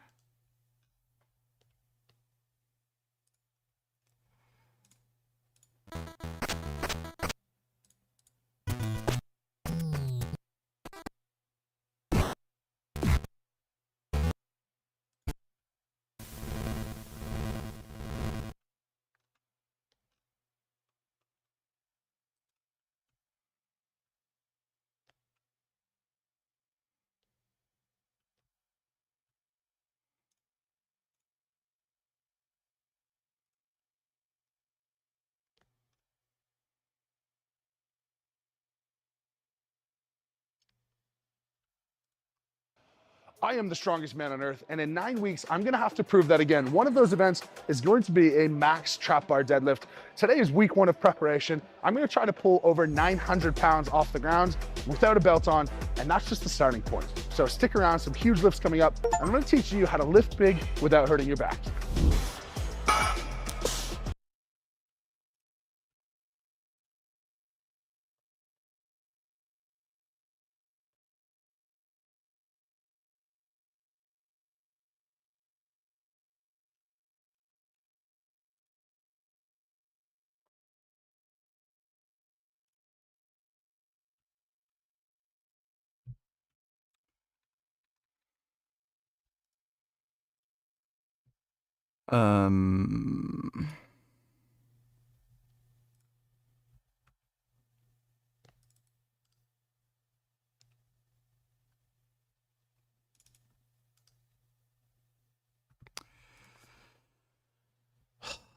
I'm probably gonna have to dick around with that.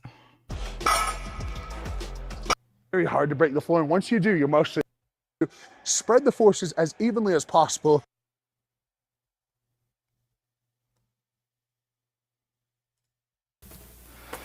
Do I really have to make this video?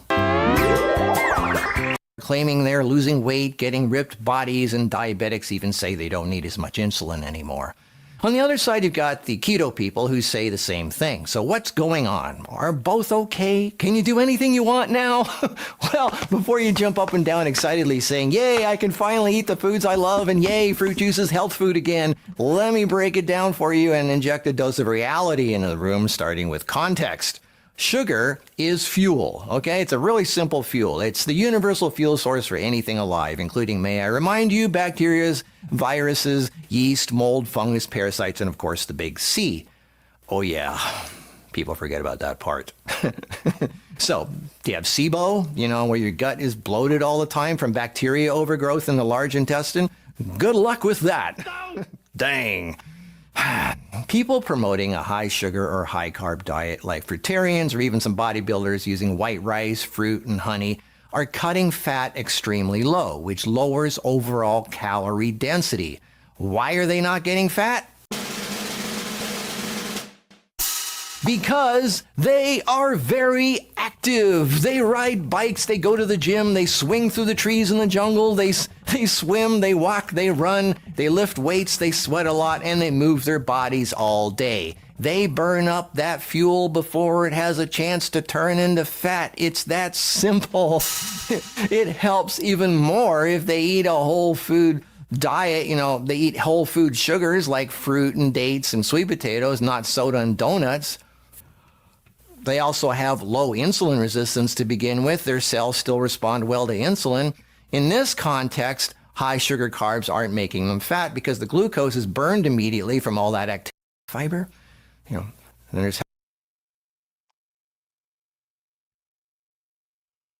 Ooga booga. I do not want to have that guy's channel recommended to me.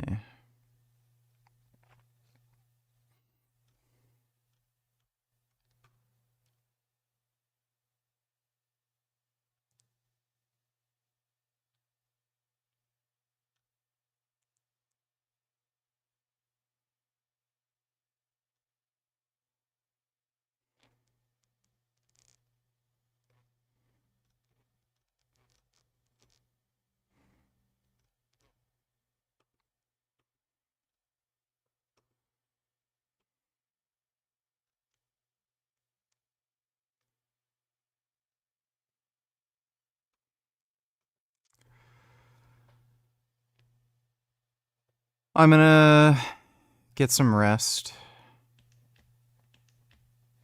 I'm gonna consider taking a diet break tomorrow. If I'm as absolutely zonked from dieting tomorrow as I am today, then I'm probably gonna just eat a bit more. But I should be on tomorrow.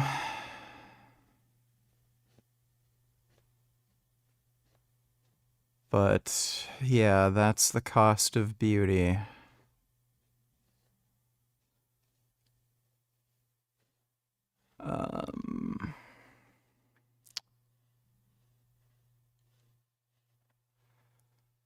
But big thanks to everybody who donated on Streamlabs. Really appreciate it. I'll see you all tomorrow. And sweet dreams.